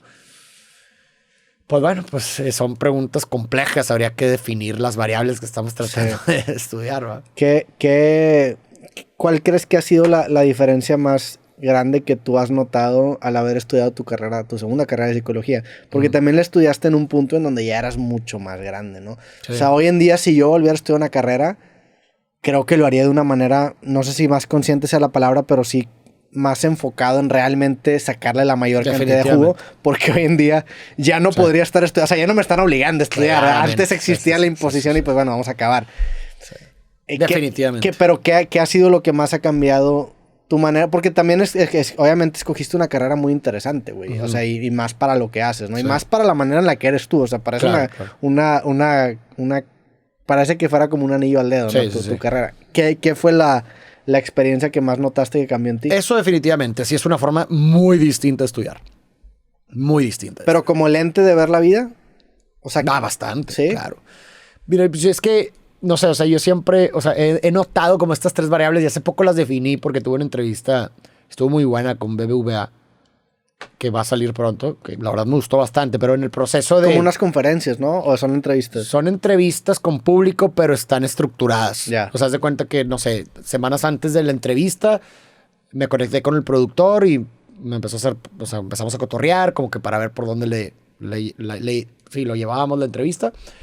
Y con base en eso hacía como una estructura, una escaleta, en donde, pues con base en todo lo que yo le había dicho y habíamos platicado, generaba como una estructura de preguntas. Sí. Y esas preguntas se las daba, haz de cuenta que ya en el escenario llegábamos y había un público, que era un público real, o sea, no es como... O sea, no eran extras. Sí, no eran extras actuando, o sea... Sí, era gente que quería ir a ver ese exactamente, evento. Y a esas personas les daban las preguntas. ¿Y sabían quién iba a estar o no? Sí, sí, sí. Okay. Sí. Y eran varios participando. Sí, yo calculo, ¿no? Como... O sea, en la audiencia. En esa especie de conferencia solamente eras tú. No, yo. O sea, acá, digo, seguramente invitaron a más, pero pues es una por una. ¿Pero era la misma audiencia con todas o no? No. Esa era mi pregunta. No. Y pues, que yo calculo que han de haber sido como unas 50 personas tal vez. Pero bueno, entonces estas preguntas se las daban a la gente, ¿no? No sé, eran 10 preguntas tal vez, no me acuerdo, pero se las daban a ellos y hace cuenta que pues ahí simulábamos como si los temas eran detonados por las preguntas de las personas. Que pues sí, o sea, pero era interesante porque el formato entonces es como una combinación de orden y caos, porque pues sí, si bien las preguntas están planeadas, pues mi respuesta preguntas, pero eran puras preguntas verguísimas, de que a la verga, pinche audiencia sí está preguntando puro home run a la verga, ¿no? Sí, pero pues mi respuesta sí, pues sí, nada de ¿cuál es tu película favorita? A la verga, eran puros pinches home runs, güey. Y estoy bien padre, la verdad. Sí diría que fue de mis mejores performances, definitivamente. Pero, ¿a qué iba con esto? ¿Qué estábamos hablando? Estábamos hablando de la psicología, ya me acordé. Y que justamente en este ejercicio como que definí, pues ya ves que, bueno, mi primera carrera fue producción musical y luego estudié psicología. Y también, pues, como que tengo una pasión justamente por la profundidad, la filosofía, más como aficionado. Y como que logré desmembrar como 3 cosas o elementos que me constituyen y cómo se relacionan estas 3 cosas en mí. Que yo lo explicaba como la filosofía para preguntar, la psicología para explicar y el arte para expresar. Entonces, como que eso básico, o sea, creo que eso me moldea, estructura, ¿no? Eso como que me moldea bastante bien, pues sí, lo que hago, lo que he tratado de hacer durante todo este tiempo. Y justamente, ahorita contestando tu pregunta, ¿cómo ha cambiado mi forma de ver el mundo? O sea, creo que en la parte de la comprensión, por lo menos de los fenómenos comportamentales humanos y de la psique, no, o sea, güey, definitivamente, claro, o sea... Y me imagino que cualquier psicólogo que esté escuchando esto, pues podrá constatarlo, pero pues es como es como un mapa a través del cual empiezas a interpretar el mundo. porque pues estás adquiriendo toda esta información. ¿Y eso la producción musical no sientes que te lo haya dado? Ese mapa para interpretar el mundo. Porque, a ver, eso que dices a mí me hace mucho sentido. Quizá no para ver el mundo, pero para solucionar problemas, la programación. O sea, la programación es un mapa que te dice, mira, los problemas se pueden solucionar con este tipo de operadores lógicos. Y al chile, digo, yo soy me embola sistematizar y es por lo mismo, porque me dieron una caja de herramientas con las que abordo todos los problemas técnicos de mi vida, ¿no? Y yo sí lo veo como un firmware que me instalaron para ese tipo de problemas. Eso, ahora que me estás diciendo eso, o sea, se me asemeja mucho a la parte de la psicología, pero obviamente para distintos casos de uso, ¿no? Claro, para explicar, o sea, yo creo que tú justamente... Para explicar justamente. Es a lo que voy, o sea, la parte explicativa me parece que sí, conociéndote, pues esta parte de programador, pues es como abordas justamente la explicación de los problemas, de las cosas, si me explico, o sea, muy racional. En la parte que mencionas de la producción musical, justamente es lo que yo digo, es la parte que, digo, yo metería la producción musical dentro como del arte, ¿no? De lo artístico, que es justamente donde lo pondría dentro de mí en la parte expresiva. Que pues me gusta expresar las cosas, ya sabes, escribiendo poemas, tratando, desde siempre, ¿no? ¿Te acuerdas cuando empecé a hacer los videos de meterle música y como que siempre en la parte expresiva trato de meter una parte artística, ¿no? Incluso a la hora de explicar cosas, pues sí, meto un verso un poquito más poético. Entonces, como que te digo, esa parte de producción musical y artística la veo mucho en mí en la parte de expresiva. Y pues la filosofía, pues que siempre me ha gustado más como aficionado, pues las preguntas, claro, ¿no? Las preguntas que te haces, el cuestionamiento, cómo te diriges del mundo, oye, siendo escéptico de las cosas y demás. Y luego ahí es donde te digo, entra la parte, pues digo, de haber estudiado todo esto que te digo, pues justamente lo que trata de responder esas preguntas es mi marco psicológico. No, pues es que tal vez la persona, ¿no? O tal vez... Dentro de la psicología, y te lo pregunto, hay como un espectro en el sentido de que tienes quizá la parte que se asemeja más o que empieza a dar entrada a la parte artística y luego del otro lado está quizá la parte que sea más a lo mejor racional, ¿no? O científica, ¿Cómo? Por decirlo. No sé, o sea, te pregunto que si dentro de la filosofía existe un espectro porque pues hay ciertos estilos de no sé, por ejemplo... El tema del inconsciente colectivo de Jung. Los sistemas teóricos. Sí. Okay. O sea, hay unos que van más del lado que conecta con el arte y van más del lado que conecta con la ciencia, 100%. ¿No? Pues, por ejemplo, el lado más científico... Pues eso se me hace bien interesante, la verdad. Es bien interesante y creo que nunca va... O sea, porque es un muy buen puente entre la ciencia y el arte. 100%. Sí, incluso hasta pudieras llamar poesía, o sea... Es un cruce entre la ciencia y la poesía, en donde el extremo más científico podría ser el conductismo, así muy, muy radical, que nada más se fija en la conducta observable de la persona, vale madre los procesos psicológicos o cognitivos del tipo, casi como animal, y donde la parte extrema pues sí sería más como ya el psicoanálisis, o sea, el otro lado más poético. Podría ser el psicoanálisis o la psicología analítica de Jung. Sí. Que bueno, que pues ya entras más a las pseudociencias, ¿no? O sea, que no utilizan un método experimental para elaborar sus teorías, pero pues digo, los fenómenos psicológicos son muy difíciles, ¿verdad? O sea... Pero a ver, esta parte quizá más como tú le llamas de pseudociencia o especulativa... Mi pronóstico es que sí está rascando algo que eventualmente se va a formalizar un poco más, ¿no? O sea, y lo hemos hablado. O sea, lo hemos hablado en el tema, por ejemplo, de Grinberg, la Latiz, este tipo de fenómenos que hoy en día son muy especulativos, son muy pseudocientíficos.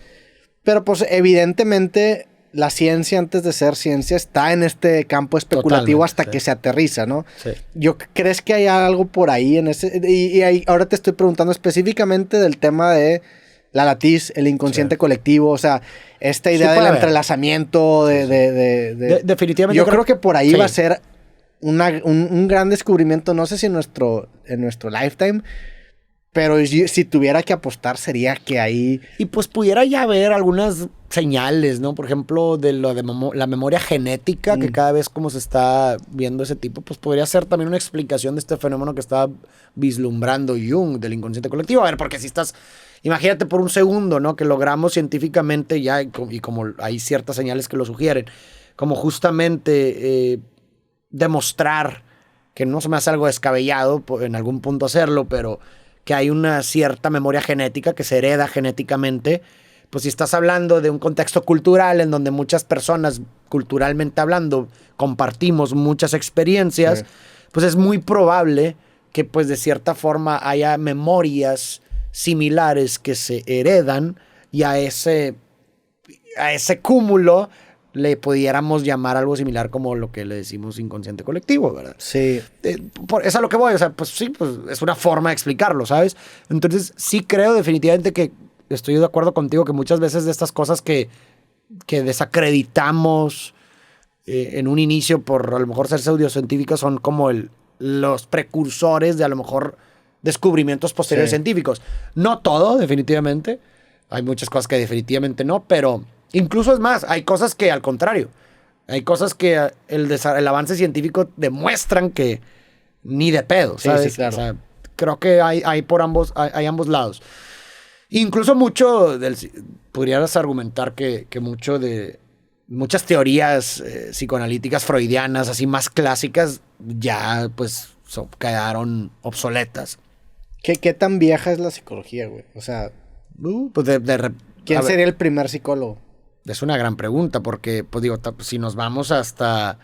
O sea, hay muchos precursores de la psicología. Digo, la filosofía precede la psicología. Pues bueno, y se relaciona, la ¿no? filosofía, pues la madre de todas, ¿no? Pero hay, pues no sé, un precursor incluso de la psicología puede ser la astrología misma. Sí. Definitivamente, la astrología pudiera ser todo intento de tratar de explicar comportamientos humanos, pues es un precursor de la psicología. Ya formalmente, y también depende del lugar, ¿no? Porque, por ejemplo, en el conductismo de Pavlov, pues, ¿qué fue? ¿Siglo XIX? Sí, ya en el siglo XIX fue como que los avances más importantes que tenías, pues, por un lado, pues te digo, Pavlov con el conductismo, que sentó, pues, eso fue un avance importante. También en Estados Unidos con Watson y demás, que fueron conductistas importantes. Por eso te digo, depende del lugar. Porque mientras que en Estados Unidos, por ejemplo, el conductismo agarró mucha fuerza, en estas épocas, pues en Europa, por ejemplo en Viena, pues fue donde Freud, el psicoanálisis empezó a emerger. También, siglo XIX, finales del siglo XIX, principios del siglo XX. Y pues bueno, hubo lugares en donde se propagó más el psicoanálisis, pero pues hubo otros lugares en donde se propaga más el conductismo. Y luego vino Skinner en Estados Unidos, que con el conductismo operante, y fueron avanzando hasta que esos son los precursores que ahorita tenemos ahora como en Occidente un poquito más principal, el sistema cognitivo-conductual, que justamente es una evolución del conductismo, por eso es cognitivo-conductual. ¿Pero es una síntesis? Es una síntesis del conductismo y el cognitivismo. Yeah. ¿Qué era el conductismo? Haz de cuenta que el conductismo, como te digo, güey, casi como animales, güey. Sí. O sea, y hubo muchos experimentos. ¿Te acuerdas del experimento del pequeño Albert? Habíamos hablado de eso, lo habíamos discutido. ¿Qué era? ¿Recuerdas? El experimento del pequeño Albert fue un experimento muy, muy controversial por Watson, justamente uno de los precursores del conductismo, en donde... El pequeño Albert. Es un gran título, güey. En donde quiso probar, o más bien, sí, determinar como... El cruel experimento del pequeño Albert. El cruel experimento del pequeño Albert. Quería condicionarle un miedo, güey. Un bebé tranquilo y sereno que al cabo de unos pocos meses se comporta con ansiedad y desarrolla un miedo exacerbado a los animales con pelo y a Santa Claus. En 1919 el psicólogo John B. Watson llevó a cabo el conocido como experimento del pequeño Albert para probar sus hipótesis conductistas. Está bien, es una tragedia la vida de ese güey. O sea, de Watson. De Albert no se supo mucho después, hubo muchas especulaciones, pero este güey Watson, que justo, ¿no? Es uno de los impulsores del... Sí, güey, es uno de los impulsores del conductismo, que el conductismo clásico, pues, o los principios clásicos fue de Pavlov, que fue el famoso experimento del perro, ¿te acuerdas? Que era condicionar un estímulo, una respuesta. Entonces, justamente querían llevar como esto a la parte humana. Y este güey quería como justamente probar un condicionamiento de un miedo en un bebé. ¿Por qué de un bebé? ¿O cuál es la lógica de un bebé? Pues que estaba... Tabla rasa o ese pedo. Exactamente. O sea, tenía como 9 meses, güey. Pues está poco contaminado por el ambiente. Sí. Entonces, de esa forma, en un experimento entre comillas, o sea, sí, científico, pues tienes que quitar como la mayor cantidad de contaminación posible. Sí, claro. Entonces, al tener un bebé de 9 meses es una forma de quitar, o sea, decir, si logro ponerle este miedo, condicionar este miedo, se debió al experimento. Sí. Porque no ha tenido más experiencias. Entonces, Qué cabrón, güey, no, hombre, y sí, una tragedia. Y pues creo, el experimento le trató de infundir un miedo, condicionar un miedo a las ratas, si bien recuerdo, ¿no? Sí, pero en vez de un perro se trajeron con un bebé. Creo que era un conejo, que pues aquí hay un conejo, güey. No, pero es que luego, o sea, mira, a ver. La rata, sí. Exactamente. Mira, dice, con menos de 9 meses, bueno, para que el experimento se desarrollase en consonancia con los objetivos, se precisaba un sujeto que aún no hubiera manifestado emociones muy intensas, el bebé. Desde luego que tenía que ser un ser humano de vida muy corta. Rainer acudió a un orfanato y sugirió escoger al hijo de una de las nodrizas que ha vivido en un ambiente tranquilo sin muchos estímulos. Se decía que apenas había llorado desde que nació, era perfecto para el experimento. Con menos de 9 meses, Watson y Rainer iniciaron el experimento con una primera fase en la que expusieron al bebé una fogata y varios animales, pero Albert no mostró ningún temor. Eso para demostrar que, pues bueno, no tiene tiene ningún miedo, entonces sí. Cualquier cosa nueva es aquí estamos empezando. Sí lloró, no obstante, ante el ruido producto de golpear una lámina metálica con un martillo, confirmando una de las hipótesis de Watson. El miedo, junto a la cólera y el amor, son los 3 sentimientos reconocibles en niños recién nacidos, siendo el miedo condicionado especialmente por ruidos fuertes y la falta de sustentación. 2 meses después de la toma de contacto, Watson y Rainer pasaron a la fase del miedo condicionado. Comenzaron a mostrar diferentes estímulos para comprobar si podían modificar su conducta, si podía aprender miedo. El concreto mostraba una rata blanca de laboratorio que Albert quiso tocar, pero cuando hizo varios intentos de acercarse a ella, Watson golpeó la barra metálica. El bebé se echó hacia atrás y cuando volvió a intentar tocar la rata, nuevo ruido metálico. Albert lloró. Y así Albert aprendió el miedo, güey. Exacto, porque si no, se descubrieron que el tocar el ruido fuerte le producía el miedo, entonces el condicionamiento era emparejar la manifestación del animal al que querían producir el miedo con el sonido y repetirlo una y otra vez para que eventualmente ya no necesitaras pegarle a la barra metálica y producir el sonido, sino que nada más por ver al animal ya le iba a provocar el miedo, que fue lo que pasó. Y no solamente, sino que también ahí pues sugirió Watson la generalización del miedo, porque el miedo del bebé se propagó no solamente a las ratas, sino a cualquier figura con pelo, güey. Por eso dice que le tuvo miedo a Santa Claus, güey. Sí, o sea, el miedo se propagó a todo lo que... Se generalizó, que pues es por asociación, que es algo esperable porque es como... esto se parece a, ¿no? Es como, así funciona, muchas veces vemos que así funciona nuestra mente, ¿no? O sea, así te empiezas a dar cuenta. Yo no sé, no había escuchado el concepto de asociación en ese sentido. O sea, todas las cosas que se parecen a lo que inicialmente te dio miedo, también a la verga los metemos en esa misma caja. Eso se le llama generalización del miedo. Obviamente, para nuestra mente, que se parece una cosa a la otra, pues no es algo que tú puedes controlar, es un proceso inconsciente. Y a ver, eso sucede no nada más en el miedo. El amor es eso, güey. ¿Qué no es el amor sino una transferencia de cualidades que a lo largo de tu vida has visto y verdad, a través de tus papás y la gente significativa de tu vida, que parece cierta persona de repente conglomerar, o por lo menos las más intensas y las más importantes? Las esenciales, claro. Es eso, es un proceso. Y los ataques de ansiedad también, de cierta manera, pueden iniciar por una serie de circunstancias que te llevan a un evento pasado que te hace recordar lo mismo, ¿no? Y es como, pues es la parte quizá esencial de la experiencia que se puede llevar a generalizar a más cosas. Y acabó bien mal, güey, porque cuando... Pobre Albert, no, deja tú, güey. Cuando intentó revertir o sea, haz de cuenta que dijo, bueno, ya, vamos a revertir el condicionamiento, vamos a quitarle el miedo. ¿Cómo lo esperaba hacer? Pues igual, por exposición. Pues eso sí, para que veas... es un consenso entre los diferentes sistemas teóricos. ¿Cuál es la forma de tratar de combatir un miedo? A través de terapias de exposición. Te expones gradualmente al objeto del miedo para que gradualmente le vayas quitando el miedo. Sí. Eso es lo que quería hacer lo mismo al revés. O sea, ir exponiendo otra vez al bebé con Que está bien cabrón porque acaba siendo como un promedio, ¿no? En donde si tienes 2 experiencias muy traumáticas, pues tu promedio es muy alto. Pero si le metes experiencias que no son traumáticas, empieza a diluir. Y bajas el miedo de una manera numérica, ¿no? Sí, güey. La neta sí. Y ahí el problema es, o donde siempre se complica con el sujeto, que es lo que evita que se pueda como... pues sí, objetivizar al ser humano es pues que o sea, la cantidad de afecto que una persona atribuye a cierta experiencia pues va a variar. Sí. O sea, nunca va a ser general. Claro. Entonces, pero bueno, el punto es que en ese momento se llevaron el bebé, güey. Nunca pudo quitarle la condición. Entonces no se sabe qué pasó con no Albert. se sabe qué pasó. Hay muchas especulaciones de que ya sabes, teorías. Albert Einstein, ese niño se convirtió en Albert Einstein. Y Watson, güey, pues una tragedia, güey. Tuvo hijos, los educó con los principios conductistas y se terminaron suicidando, cabrón. A la verga. Güey. Los hijos. No me acuerdo si los 2 o 1. Checa. Güey. Los hijos de... ¿Cómo se llama el güey? Watson, güey. ¿Pero cómo se llama el güey? Watson, psicólogo, bueno. Watson, John B. Watson.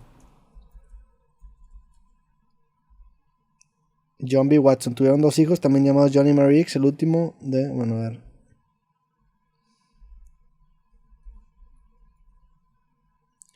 John B. Watson se casó con Mary Ickes, hermana del político Harold L. Ickes. Mientras estaba en la escuela de posgrado, tuvieron 2 hijos, también llamados John y Mackie y Mary X. Watson, el último de los cuales intentó suicidarse más tarde en la vida. Al parecer se intentó suicidar. No, ahí está. Ah, mira, aquí está. Terminó suicidándose. Al igual que su media hermana William, terminó suicidándose en 1963.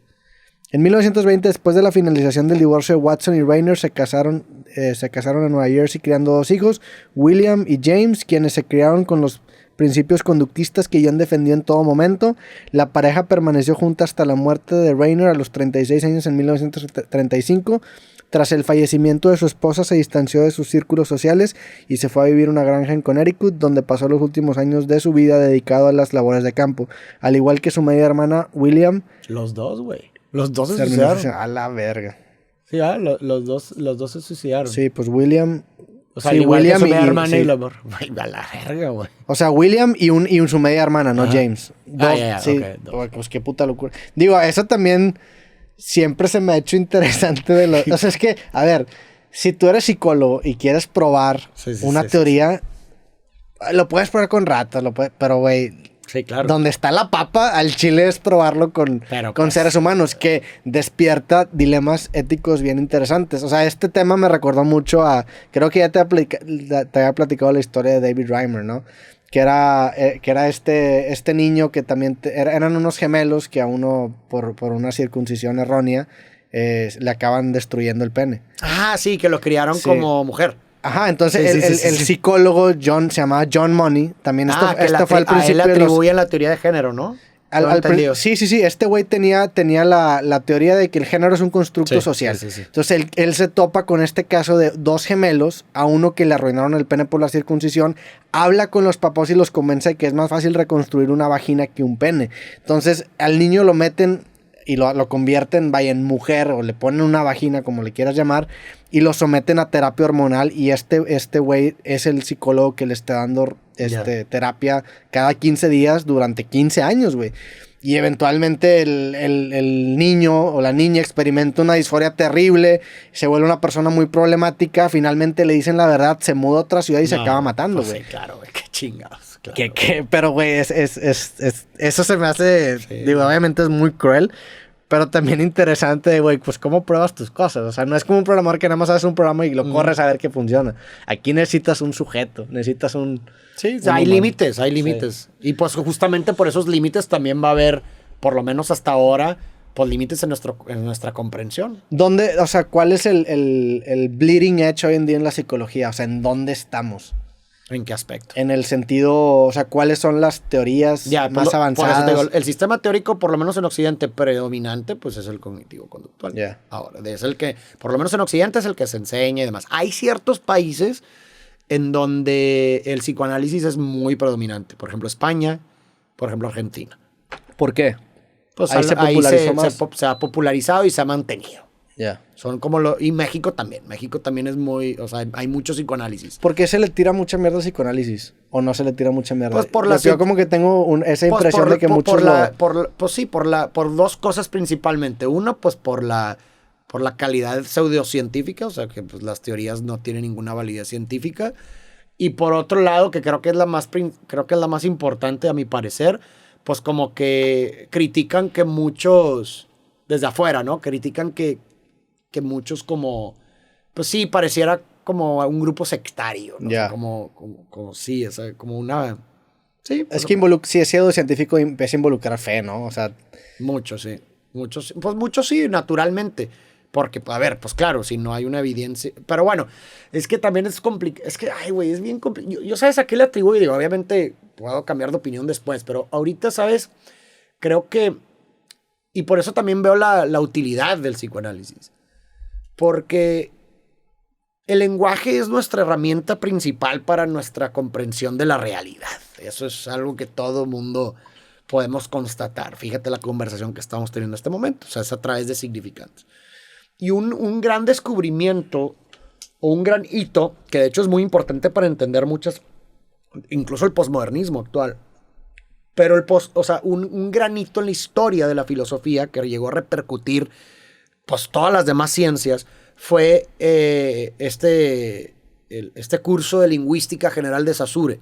Okay. Que luego ya los postestructuralistas y demás, o sea, como Derrida y demás, pues empezaron a profundizar, que era la ruptura del significante con el significado. O sea, que para nosotros puede ser muy intuitivo, güey. ¿Cómo busco este pedo? O sea, ¿cómo se Curso general de lingüística. Lingüística. No, pero es curso general de lingüística. Ah, curso. Sí. Ahí está. Es un libro. Ya, de Ferdinand Saussure. Correcto. Y es el libro, güey, pinche librillo, pero... ¿Ya lo leíste tú? O sea, no lo he leído. O sea, se estudia... yo lo leí a través, o sea, no directamente, lo leí a través de las teorías estructuralistas y postestructuralistas. Porque básicamente lo más importante que expone ese libro es la fórmula del signo lingüístico de Saussure, que es el significante y el significado. Ya. ¿no? Pero qué cabrón que es un libro en 1916. Sí, güey. El siguiente tema que quería tocar contigo es cómo aprendes mucho estudiando historia, ¿no? Cómo con menos intentaban resolver estas grandes preguntas. Sí. Y se vuelve un proceso fascinante. Y es bien cabrón porque tú dices, güey, hace, cabrón, un poquito más de 100 años, güey. Sí, y insisto, mucho de lo que te lo voy a explicar ahorita para nosotros puede ser muy intuitivo, pero no entendemos las implicaciones que eso tuvo y que todavía tiene en las diferentes disciplinas que hay, güey. Claro. Porque justamente vienen postestructuralistas como Derrida, incluso Lacan en el psicoanálisis, pero vienen como justamente a ver, tienes la fórmula del signo lingüístico, ¿no? Que es el significante y el significado. Uh-huh. En donde haz de cuenta que tenemos un significante que remite a un significado. Por ejemplo, un significante palabra, no sé, hola, remite al concepto de un saludo. Es el significado. Pero un granito, güey, en la historia, güey, de la humanidad, es el descubrimiento de que no hay una ligación necesaria entre el significante y el significado, sino que realmente hay diferentes capas de significado. ¿Me explico? O sea, por ejemplo, el sonido, pues sí, la palabra hola no es que tenga una relación con el saludo per se, sino que arbitrariamente decidimos que hola significara eso. Y que incluso aunque hayamos decidido eso, el contexto en el que se usa puede cambiarle el significado. Claro. Por ejemplo, bizarro, ¿no? O sea, justamente tu programa, bizarro. En el diccionario, la palabra bizarro en teoría significa valiente, güey. Significaba. Ahorita ya están las dos definiciones, pero cambió, claro. Hace 20 años. Ajá, entonces no está ligado necesariamente. Sí, el uso popular lo cambió. Exactamente. Entonces, ¿pero eso qué te quiere decir? Que no hay un significado único y una ligación inquebrantable entre un significado y un significante. Eso está bien cabrón porque, sí, digo, obviamente, retomando películas, pues la película Interstellar se trata sobre la manera en la que te comunicarías con una especie alienígena que no tiene los mismos... No, la Arrival. Perdón, sí es cierto, la Arrival, no estoy Sí. llamando, la Arrival. Se trata sobre ese tema en específico. Y eso fue eso fue algo muy criticado cuando se manda cuando manda el satélite Carl Sagan. Creo que era Apolo. Era un Apolo, no sé, sí, creo que era un Apolo. Que manda una placa, no sé si sepas eso, pero manda una placa con una bocina, ¿no? Sí. Y ahí se criticaba mucho el uso de una flecha. Sí, porque es como, sí. Que el uso de una flecha pues la flecha acabaría siendo el significante, que el significado es estamos apuntando, no es el apuntar, me imagino, ¿no? Que es algo muy contextual porque pues una flecha puede evolucionar no solamente aquí, sino con otras especies, pues o sea, tú apuntas para allá, hay perros que no te entienden, güey, Claro. hay perros que le haces así y no te voltean a ver, se te quedan viendo los ojos. Sí. Era lo que se criticaba mucho y o sea, incluso hoy en día no es así que tú digas tan fácil de ver. O sea, yo hasta que no escuché este concepto de significante y significado, como que no lo había verbalizado de esa manera. Claro, sí, no, porque totalmente. sí ves como el lenguaje como algo estático, porque tienes esa ilusión, ¿no? Porque toda tu vida, pues las palabras han significado más o menos lo mismo. Digo, conforme más creces te empiezas a dar cuenta que no, ¿verdad? Pero cuando eres joven, entiendes, o sea, hay ciertas constantes, Claro. ¿no? Pero luego hay ciertas constantes, pero luego te enfrentas a un problema cuando hablamos de la mente. ¿Por qué? Porque, ok, ya lo vimos en el plano lingüístico en sí, ¿no? Que las palabras no necesariamente van a significar lo mismo. Pero ahora hablemos de la interpretación psicológica de los significantes. Y cuando hablo de significante no me refiero nada más a las palabras en sí, sino me refiero a cualquier cosa cualquier significante, cualquier cosa que se puede significar, un evento o lo que sea. Claro. Se vuelve un poco más complicado, güey. ¿Por qué? Porque entonces, a lo mejor, volvemos a lo mismo. Y insisto, son cosas muy intuitivas, pero tienen una implicación muy grande. Pues un evento para la mente específica de alguien, un significante, no necesariamente va a significar lo que generalmente puede significar, o lo que objetivamente puede significar, o lo que objetivamente crees otra persona que significa, sino que cada mente tiene, incluso, ojo, que esto es una gran revelación, pero incluso para la propia persona, güey. Claro. Que eso lo experimentamos todo el tiempo. O sea, a lo que estoy tratando de decir es que cada significante, que es un hito, ¿verdad? En la comprensión del mundo, pero cada significante puede tener capas de significado. Güey. Ok. ¿Qué es eso? A ver. ¿A qué te refieres con capas? El mito. ¿Qué es un mito? O sea, un mito tienes capas de significado, ¿no? En donde tienes una historia, no sé, hablemos de un mito griego. Tienes la historia de, ¿cómo se llama? Medusa, güey. Que fue desterrada por celos.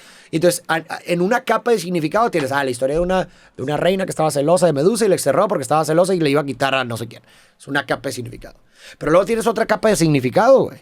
Que es una capa en donde no, güey, no se trata realmente de una persona que está celosa de otra y la desterró porque no quería que le quitara a cierta persona, sino que se trata, una capa de otro significado, de una persona, de cómo le echan la culpa normalmente a la víctima de abuso cuando eres mujer y cuando bla, bla, ¿no? Por así decirlo. Okay. Es otra capa de significado, güey. Y luego te puedes ir a otra capa de significado. Pero son interpretaciones, las capas de significado. Pero ahí es donde justamente es donde entra el psicoanálisis. O sea, yo, por ejemplo, creí que te referías más a la idea de que no es lo mismo quizá el trauma o no sé si significante sea la manera correcta de decirlo, pero el trauma que a mí me generaría ver, por ejemplo, un cadáver. Correcto. Que si hubiera nacido en la época de la revolución, en donde era mucho más común. El trauma de ese mismo evento en esos contextos distintos sería distinto. Pero la manera de entender ese evento sería distinta, ¿no? Por eso, pero ahí, de acuerdo a nivel contextual, social, pero también a nivel individual. Sí. Incluso en esa época en donde era más normal, pues quién sabe si el sujeto que vio el cadáver no hace un mes su papá no le dijo, güey, si no te, o sea, no sé, si no haces caso, te voy a cortar así como este cadáver. Entonces imagínate que eso se encadena, esa experiencia se encadena con esta experiencia, esa cadena de significantes produce un significado diferente a que otra persona que lo vea y diga listo. Pero el problema, a donde se vuelve más complejo y es donde entran técnicas como el psicoanálisis, es que incluso para el propio sujeto esas capas de significado son desconocidas. Y entonces te encuentras con ciertas conductas o comportamientos o creencias que no sabes, o eventos incluso que para tú conscientemente dices, güey, es que esto, pues, ¿por qué? O sea, ¿sabes? O sea, tú interpretas el significado y dices, no, ¿por qué es la gran cosa? ¿Por qué no simplemente puedo hacer esto y ya? Sí. Pero ahí es donde entra la técnica psicoanalítica, que es, pues es que hay otras capas de significado que a lo mejor tienen una carga afectiva mucho mayor, que eso, para mí de eso se trata finalmente, de tratar de encontrar una capa de significado que tenga que al parecer tenga la carga afectiva, ¿verdad? Mucho más fuerte que las demás, y que justamente es donde ahí salía. O sea, en esas capas de significado, una persona le da cargas afectivas distintas, ¿no? Yo creo que sí. Y atacar atacar, no sé si sea la palabra. Interpretar, pero sacarla a la luz. Si sacar a la luz la interpretación o la capa de significado que mayor carga afectiva tenga, para es la que da un retorno más. Para mí de eso se trata. Para mí de eso se trata. O sea, nunca lo había visto de esa manera. Pues, ¿Qué otro tipo de recursos? O sea, esto de significante y significado se me hace bien interesante porque sí te da un lente para analizar. Que es muy lacaniano eso. Las piezas léxicas con las que interpretamos la vida, o sea, o con la que comunicamos, vaya. A mí también, yo por eso me adherí mucho a la perspectiva, o sea, me gustó mucho la perspectiva lacaniana porque precisamente toma esto de los postestructuralistas, que por eso digo, esto tan simple como la ruptura del significante y significado, fue algo que se dio en la lingüística, pero, güey, repercutió en las demás disciplinas, porque incluso gente se la lleva radical y dice, nada, entonces la ciencia no vale verga. Sí. La ciencia no vale, porque si estamos limitados por la tiranía del significante, es decir, si tenemos solamente un marco de significantes, ¿verdad?, con el cual explicamos la realidad y no están fijos los significados. Sí, valió verga. O sea, el libro que se escribe en 1920 hoy en día significa otra cosa completamente. Y deja tú, vas a desarrollar, eso quiere decir que estás limitado por este marco de significantes para interpretar la realidad, pero que en 200 años esas mismas palabras no es construible, o sea, no puedes construir encima de eso porque es como cuando estás en una computadora y tienes accesos directos y mueves el archivo original. Todo se vuelve error de referencia. Eso es el precursor del posmodernismo. Fíjate, o sea, en la época actual en la que estamos es justo eso. Pues nada es verdad, güey. Sí. ¿No? O sea, no puede. ¿Sí me explico? Obviamente es un punto de vista real. Y luego llegan otras. Para mí, en lo personal, una concepción que me gustó mucho y muy, muy contemporánea, muy actual de Roland Barthes, que él hablaba justamente, o sea, con base en todo esto, hablaba de que en este sentido, porque justamente surge la pregunta, entonces, ¿cuál es el rol de la filosofía? ¿Cuál es el rol de la filosofía en todo esto? ¿Verdad? Si estamos limitados por toda esta idea de los significantes y demás, pues entonces, pues las preguntas profundas y demás, pues no hay preguntas. O sea, sí, ¿cuál? Siempre se nos va a escapar la respuesta porque la pregunta implica siempre algo distinto, ¿no? Justo, pero él viene a decir, y a mí me lo parecieron, a mí en lo particular me gusta mucho esta concepción, pero habla de de la función de la filosofía como simplemente la creación de un sistema de conceptual. Sí. Un marco conceptual. ¿Verdad? Y me parece muy atinado. Eso se me hace bien cabrón porque ahorita estudiando filosofía en los cursos de Mateus te empiezas a dar cuenta de que en un principio los presocráticos, incluso Sócrates, Aristóteles y Platón, su aspiración era generar un modelo que explicara el cosmos. O sea, era exacto, güey. Era una intención grandiosa. Digo, obviamente también no entendiendo la dimensión de la tarea, pero hicieron labores titánicas. O sea, hicieron labores gigantescas, increíbles. Pero pues hoy en día es bien difícil que un biólogo diga yo quiero explicar el universo. O sea, que cualquier profesión, por como ya tenemos muy categorizadas las áreas de conocimiento, es muy difícil hacer una definición holística de lo que representa estar vivo, ¿no? Pero antes esa era la intención y se me hacía bien cabrón, güey, porque también los inspiraba a conocer de todo y está... Ahora que te dije que empecé a estudiar este juego Whist, empecé a estudiar varios juegos, dije, güey, ¿qué se jugaba antes? O sea, qué interesante se me hizo. Empecé a estudiar la historia del ajedrez, güey. Y te empiezas a dar cuenta que es un juego que creo que tiene como 500 años, si no me equivoco. Órale. Y empiezas a ver que hay eras de ajedrez. Y el acercamiento que uno tiene al empezar a jugar el juego se aborda obviamente en 1600. Ves partidas de 1600 y dices, no mames, se parece a mis primeras partidas. Y empiezas a ver cómo se empieza a construir conocimiento, pero precisamente aprendes un chingo de estudiar esa historia y ver cómo con menos recursos solucionaban ese tipo de problemas que hoy en día tenemos, güey. Y a veces es bien difícil entender la modernidad de las áreas de conocimiento sin pasar por esos primeros planteamientos, ¿no? Que eso, ahí es en donde yo encuentro un valor bien interesante en estudiar historia que honestamente nunca lo había considerado hasta hace poco güey, para entender la modernidad tienes que pasar por esas etapas históricas independientemente de que tengas que rendirle respeto a los genios de antes, tienes que pasar por lo que ellos descubrieron y hasta dónde se quedaron para entender Correcto, sí. sobre qué construyeron la gente que tú estás conociendo, güey. Eso a mí se me hace fascinante. Está increíble. La verdad, sí. o sea, justamente... Eso me detonó un interés en la historia. Eso fue puntualmente lo que 100%. me detonó un interés en la historia. Sí. Incluso, güey, visitando países, visitando ciudades, es bien interesante conocer eso. Sí, 100%. Pero pues, mi Faro, yo creo que con eso terminamos el episodio de hoy, güey. Estuvo buena la charla, la plática. ¿Qué sigue para ti, güey? ¿Qué viene para ti en estos próximos meses? ¿En qué andas trabajando? Pues ahorita le estoy dando... Bueno, empecé a hacer más también análisis de personajes, que también es algo que me ha gustado. O sea, como que no nada más enfocarme en la historia en general. Empezaste un podcast también, ¿no? Empecé un podcast para agarrar como películas que están más recientes en el cine y no como dejar escapar el momento importante y pico de las películas. Entonces empecé esto y aparte que ayuda como a tener un formato larguito al respecto, hablar más, detallar más y también detonar conversación porque pues cuando en los videos tradicionales pues es un guión que escribo y pues te limitas a ese input nada más, ¿no? A lo que tú estás poniendo. Pero cuando tienes un otro que te está haciendo preguntas y estás en un proceso dialéctico, pues de repente empiezan a surgir más cosas que de otra forma no surgirían y que además pues matas dos pájaros de un tiro porque pues gracias a esa conversión que estás teniendo ya estás justamente al mismo tiempo escribiendo el guión porque ya están saliendo las ideas que vas a profundizar en el guión. Entonces eso lo hice con nomás llevo una película que es la Intensamente 2 y me ayudó bastante porque te lo juro, o sea, de ese podcast saqué un chorro de ideas que luego ya desarrollé en el guión que acabo de hecho subir creo que hoy. Y pues vamos a continuar con ese proceso cuando salgan películas que valga la pena. O sea, cuando salgan películas en el cine que valgan la pena comentar. Y ese proceso, hace ratito que me mencionaste lo de la filosofía, psicología y arte, ¿no? Son las 3 etapas. En mi caso yo lo había verbalizado como la etapa lógica de construcción de ideas que para mí era escribir, especialmente los libros, la etapa dialéctica que era el podcast y la etapa retórica que eran las conferencias o hablar en público, son como pues no sé, es como mi proceso de refinar mis ideas, güey, de mejora continua, así los veo como ciertas etapas. Y la que más me gusta honestamente es esta parte dialéctica porque me permite ser más libre, me permite preguntar cosas y es la que más disfruto y luego llegas a las demás etapas con preguntas distintas. Totalmente.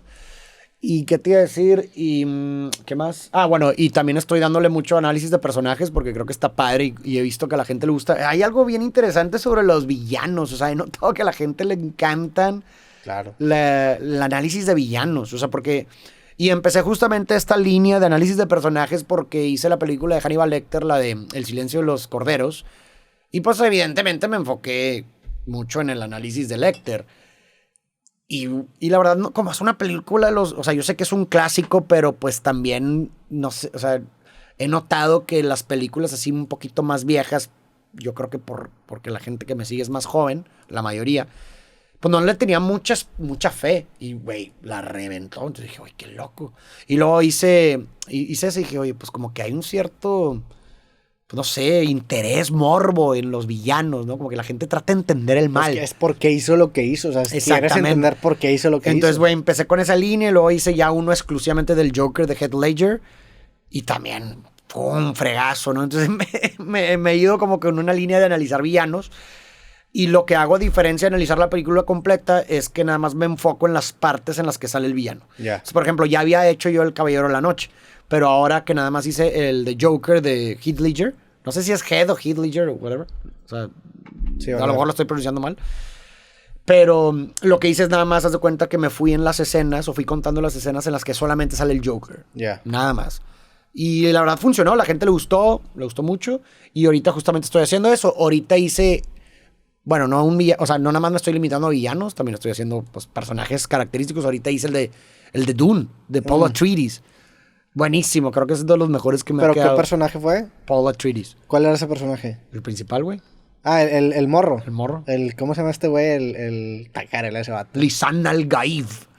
El No, Timothée Chalamet. Sí, Timothée Chalamet, sí. Ese güey. Qué buena movie, Dune. La primera estuvo... ¿Ya viste las dos? La vi las dos. Sí. La primera se me hizo muy lenta. Sí, pues honestamente era una no entendí introducción. mucho, pero fue una introducción muy grande. Pero la segunda se me hizo muy buena. ¿Y qué digo, vamos a spoilear o no? Pues sí, digo... Que ya la gente la debe haber visto, ¿no? Bueno, y si no la has visto, pues nada más no vean esta parte. mátalo aquí. Sí, si no Pero, por ves- ejemplo, te quiero preguntar, ¿tú qué interpretaste del personaje? O sea, ¿cuál fue tu interpretación de lo que sucedió? Fíjate que la vi, pero no me he dado ese tiempo de Ya. realmente... Pero así, a primera instancia, ¿qué es lo que sientes sobre el personaje? Sobre el personaje principal... Ajá. No sé, ahora que me preguntas, me gustaría volver a verla. Ya. O sea, como que las cosas que iba a decir es de que, no estoy seguro. Ya. Spoiléame, dime. Ya, ¿quieres que te spoilee? hazme la tarea. Pues güey. es un antihéroe. Dime qué decir. Es un antihéroe. O sea, Ok. realmente yo sé que muchos salieron de la película pensando en como que, güey, el vato encontró su destino y su camino y lo logró. Pero Encontró su realmente tribu. no, güey. Realmente los utilizó a todos. Es un villano. O sea, realmente Paul Atreides es un villano.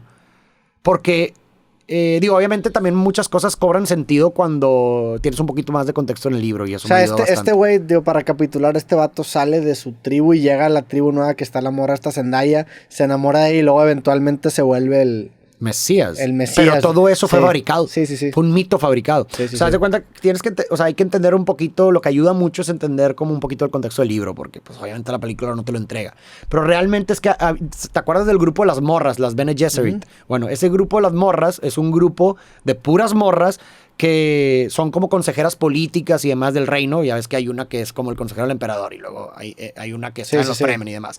Pero es una orden que también ha desarrollado habilidades, como pudiste ver lo de la voz y demás, o sea, ha desarrollado habilidades pues extraordinarias, pero que iniciaron hace 10,000 años antes de la historia un proyecto del elegido, que Ya. el nombre era, no me acuerdo. O sea, este güey es el proyecto de estas morras, ¿no? Pero pudo haber sido cualquiera. O sea, Sí, te cuenta sí, que el proyecto consistía en un programa de cría en donde casi eugenesia, en donde seleccionaban, o sea, identificaban genes o personas con cualidades Y la extrañas. mamá era una de ellas, ¿no? La mamá era una de ellas. Ok, si no la ves de esa manera. Y por ejemplo, cobra sentido. ¿Te acuerdas que de repente hay una morra que va con el pelón, el sobrino, el Fade Rata, y se embaraza de él? ¿Te acuerdas?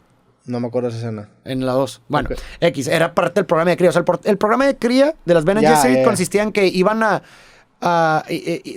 calcularon todo bien cabrón y decían que en 10,000 años, y el programa iba a terminar y en esa generación de 10,000 años después, trazando todas las cruzamientos que iban a hacer, porque también por eso eran puras morras. Por un lado para mantener la orden, pero también para justamente preservar los genes de las personas que identificaban con cualidades extraordinarias y cruzarse con ellos. O sea, así era como preservaban esos genes. Y haz de cuenta que habían hecho este programa de cría de 10,000 años y donde decían que después de 10,000 años, la última generación, en donde se iba a salir este elegido, que iba a ser como un superhombre, iba a ser haz de cuenta que esta morra, la mamá de Paul, iba a tener a una niña y a esa niña la iban a cruzar con Fade Rata.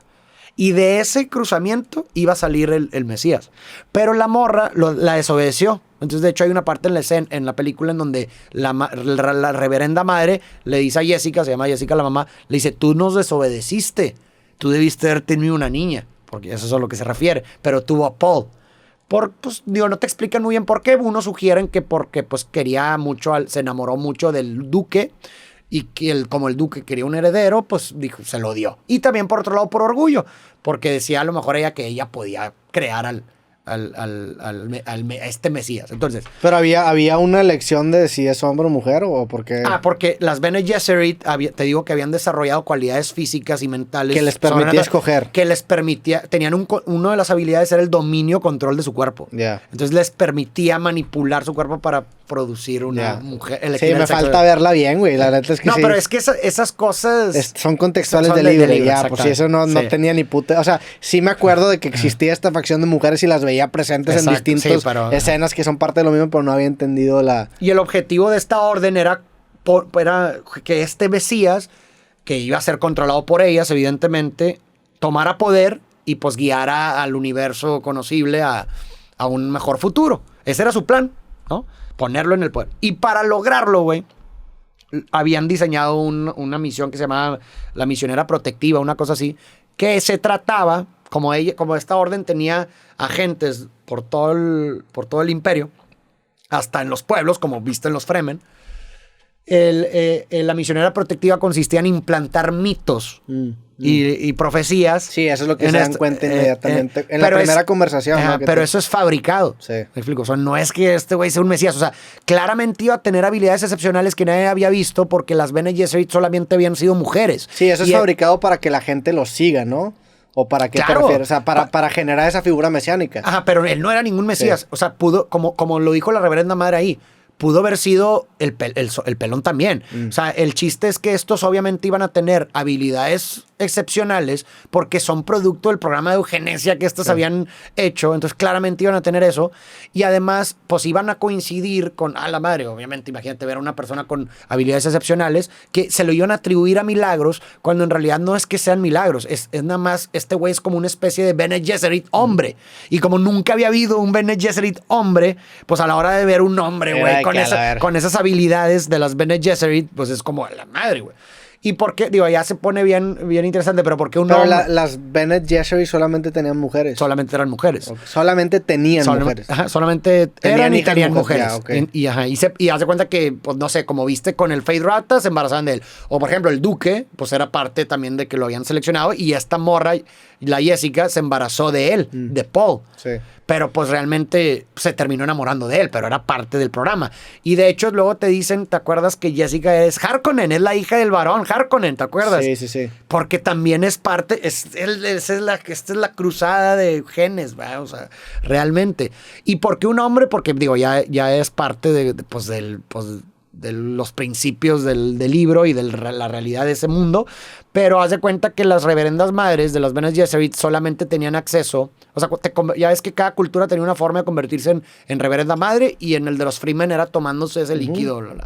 Entonces, cuando tú te convertías en reverenda madre, desbloqueabas tu mente y desbloqueabas todos los recuerdos de todas las reverendas madres anteriores de todas las generaciones. Entonces tenías acceso al pasado. Ya. Las mujeres solamente.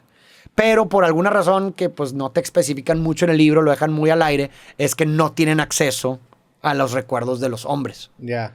Entonces, por eso o sea, en ellas habían diseñado a este... Pero los recuerdos de los hombres, ¿Bene Gesserit también? ¿O hombres a qué te refieres? ¿Hombres en general? O... Ajá, o sea, los recuerdos masculinos, haz de cuenta. Pero no había figuras masculinas en la tribu, ¿no? Los papás, ¿verdad? Ya, o sea, los papás, ya. Ajá, o sea, tiene que haber vatos, nada más que solamente los de... Pues, o sea, era una sociedad matriarcal en donde los hombres eventualmente se olvidaron pues y eran no tenían... los papás de las hijas, ¿verdad? Pero ya no había, o sea, ya no hay más que este vato, ¿o sí hay? No, claro, sí. Pues, por ejemplo, esta Jessica bueno, es una Bene Gesserit. Sí, ya te entendí, son los papás. Harkonnen, el Harkonnen, el vato, el tío, pues es el Duque, por ejemplo, sí. El papá de ella, o el Duque, ¿sí? Entonces, se dice o se especula que no podían... bueno, hay una teoría que se me hace sentido que porque hay una que dice que porque no tienen el cromosoma Y, entonces ya sabes, ¿no? O sea, pero somos una mamá. Pero hay una que me hizo más sentido que es como... o sea, que no tienen el cromosoma Y para recordar. Exactamente. Ya que el cromosoma es el portal. El X o el Y, sí. Porque las mujeres tienen XX y los hombres XY, ¿no? El Y, exactamente, sí. No tenían exactamente. Entonces, X. El punto es que... hay otra que se me hace mucho más sentido, que es como, más bien, que como, pues, históricamente, o sea, es muy traumático, pues, los recuerdos masculinos son de guerra, violaciones y la chingada, entonces como que como que sí pueden acceder, pero realmente es demasiado, es insoportable el dolor. Porque justo, o sea, cuando tú accedes a los recuerdos, accedes también a lo doloroso y al sufrimiento. Y te acuerdas que cuando esta Jessica se convierte en reverenda madre, ella es de que le dice, oye, pues sí, no me acuerdo qué pasa, pero ella dice como que puta, güey, voy a exponerme a todo el sufrimiento y dolor de generaciones. Claro. Entonces, como que por ahí pudiera ser que no tienen acceso a esa parte. El punto es que el Quiet Haderach, o no me acuerdo cómo se pronunciaba, sí iba a tener acceso tanto a las partes de las mujeres como los hombres. Por eso cuando Paul ya se toma esa madre y se convierte como en un reverendo madre masculino, acuérdate que ya puede ver todos los futuros. Tiene acceso a todos los futuros. No había entendido eso. Tiene acceso a todo, y puede ver todos los futuros posibles, puede ver también, tiene acceso a los recuerdos masculinos. ¿Pero por qué los futuros? Porque, pues, eso ya es principio de la película. Ya está fluyendo en el espacio-tiempo. Exactamente. Y ya, güey. Pero a lo que voy es que por eso es un antihéroe, güey. Porque el vato... Sí, lo usó. Realmente sabía que el único camino de su venganza de su padre, porque el vato pues obviamente tenía un resentimiento y se enteró de todo. Se enteró de que las Bene Gesserit orquestaron todo este pedo, se enteró que fueron cómplices en la muerte de su padre, se enteró que el emperador lo permitió y se enteró de todo eso. Entonces, paradójicamente, el güey asume el poder y pues el proyecto de 10,000 años de las Bene Gesserit vale verga. Eso no lo sabía antes de tomar ese pedo. Acuérdate que lo fue sabiendo porque esta doctora Kings le dijo que el emperador había orquestado todo. Acuérdate que se fue enterando de todo con el tiempo, hasta el punto de enterarse también de que las Bene Gesserit habían sido cómplices y guardaron silencio en el asesinato de su padre. Entonces, pues, obviamente, ¿qué pasa ahora, güey? Que el plan de 10,000 años de las Bene Gesserit valió madre, güey. Entonces, y este vato, pues, con todo este rencor, sucumbe a su venganza y por eso es un antihéroe, güey, porque el vato vio el futuro, que la única forma de poder tomar venganza con todos sus enemigos era por la Guerra Santa. Y la Guerra Santa iban a morir millones de personas y iba a cometer atrocidades peores que los Harkonnen. Y aún sabiendo eso, el vato utilizó a los Fremen y dijo, güey, voy a alimentar la profecía porque es la única forma en la que puedo obtener mi venganza. Entonces realmente usó a estos vatos, güey. No le interesaba realmente su bienestar, güey. O sea, los usó, se aprovechó la profecía porque era la única forma de conseguir un ejército fuerte y vengarse de todos sus enemigos. Pero para eso era la Guerra Santa, güey. O sea, realmente... De hecho, yo me clavé, güey. Hay demasiadas cosas de esa película que no había entendido, güey. Todo eso lo hice, o sea, lo hice en mi análisis y lo voy a subir. Y pues realmente también... es bien interesante porque te das cuenta, y luego ya leí que el propósito del autor con esta saga era justamente advertir sobre las figuras carismáticas, líderes carismáticos que de repente aparecen en la sociedad, pero pues deberían de venir con un signo de advertencia, de peligro, porque históricamente incluso... O sea, esa era la intención del autor, advertir sobre que figuras populistas, líderes carismáticos... que se presentan como soluciones para los problemas. Soluciones fáciles a preguntar. Exactamente, como diciendo, ni una persona, aunque sea un verdadero héroe, por sí misma, por sí sola, puede solucionar nada. Porque decía, incluso aquellos que se presentan como verdaderos héroes, la gente imperfecta y mortal se conglomeraría a su alrededor y eventualmente formarían un poder que se corrompería. Claro. Güey, ¿cuántas historias no hemos visto de esas en el mundo? Incluso aunque sea un verdadero héroe, incluso. Llega a ese nivel de poder y se corrompe. Pues la gente, sus seguidores, sus discípulos y demás. Digo, un ejemplo muy claro es la iglesia, güey. Claro. O sea, imagínate, ¿no? Jesús, una figura, imagínate un verdadero líder, profeta y enseñanzas buenas, pues... sus seguidores se terminan conglomerando y forman un poder en donde naturalmente ese poder se termina abusando y corrompiendo. Entonces es como esta crítica a estas figuras mesiánicas o líderes carismáticos que, pues, a ver, pues también en la historia contemporánea lo hemos visto. Güey, ahora que te digo que estoy haciendo estos documentales de AI, me aventé el de los mormones. Que pues te lo estaba enseñando. Qué historia tan loca el de los mormones. ¿Has escuchado, has leído esa historia? No a profundidad, pero más o menos ahí es un vato que de repente tiene una especie de visión, creo que era el siglo XIX, en donde Dios y Jesús le dicen que todas las religiones están mal. O sea, el vato empieza a decir que todas las religiones están mal y pues la gente no se lo toma muy bien. Y aparte... después se topa con un ángel que se llama Moroni y ese ángel empieza a decir que justamente en Nueva York, de casualidad, hay una reliquia sagrada que son unas placas de oro que contienen la verdad de la humanidad, ¿no? Entonces, varios años después, finalmente encuentra las placas doradas y en esas placas doradas estaban escritas en un idioma que solamente él podía entender, que era un egipcio no sé qué verga, egipcio no sé qué chingados. Y la gente lo empieza a seguir, y lo empieza a seguir, y lo empieza a seguir, y eventualmente matan a este güey. Y se genera una figura de mártir, llega otro vato, toma el poder y se vuelven nómadas porque no eran muy bien recibidos en muchos lugares. Y como matan a su principal figura, se vuelve un culto muy fuerte, güey. Y, güey, practican, bueno, creo que, no sé si todavía, seguramente los radicales, pero practicaban mucho la poligamia, o sea, tenían... Está bien interesante la historia de los mormones, pero sí nace por una figura mesiánica. Y que luego, insisto, imagínate por un segundo que tal vez el vato tenía buenas intenciones y era un buen tipo y lo que sea. Ya, güey, o sea, ya si la gente que se conglomeró alrededor de eso ya se cuentan historias y eventualmente se pierde completamente lo que era. Pero bueno, terminamos, Farid. Gracias, güey, por quedarle al chile y a Zambrita. Vamos a cenar. A todos, gracias por escuchar Ver Creativo. Nos vemos en el que sigue. Sobres. Muchas gracias por escuchar este episodio de Creativo. En la parte de abajo te comparto un link en donde podrás escuchar los nuevos episodios de Creativo 3 días antes en Amazon Music completamente gratis. También, si no estás suscrito al canal, por favor suscríbete en este link para que puedas enterarte de los nuevos episodios. Y si te gustan los temas que tratamos en este podcast, entonces seguramente también disfrutarás mis libros. Aquí te comparto el link para que les des un vistazo. Muchas gracias por ver Creativo y nos vemos en el próximo episodio.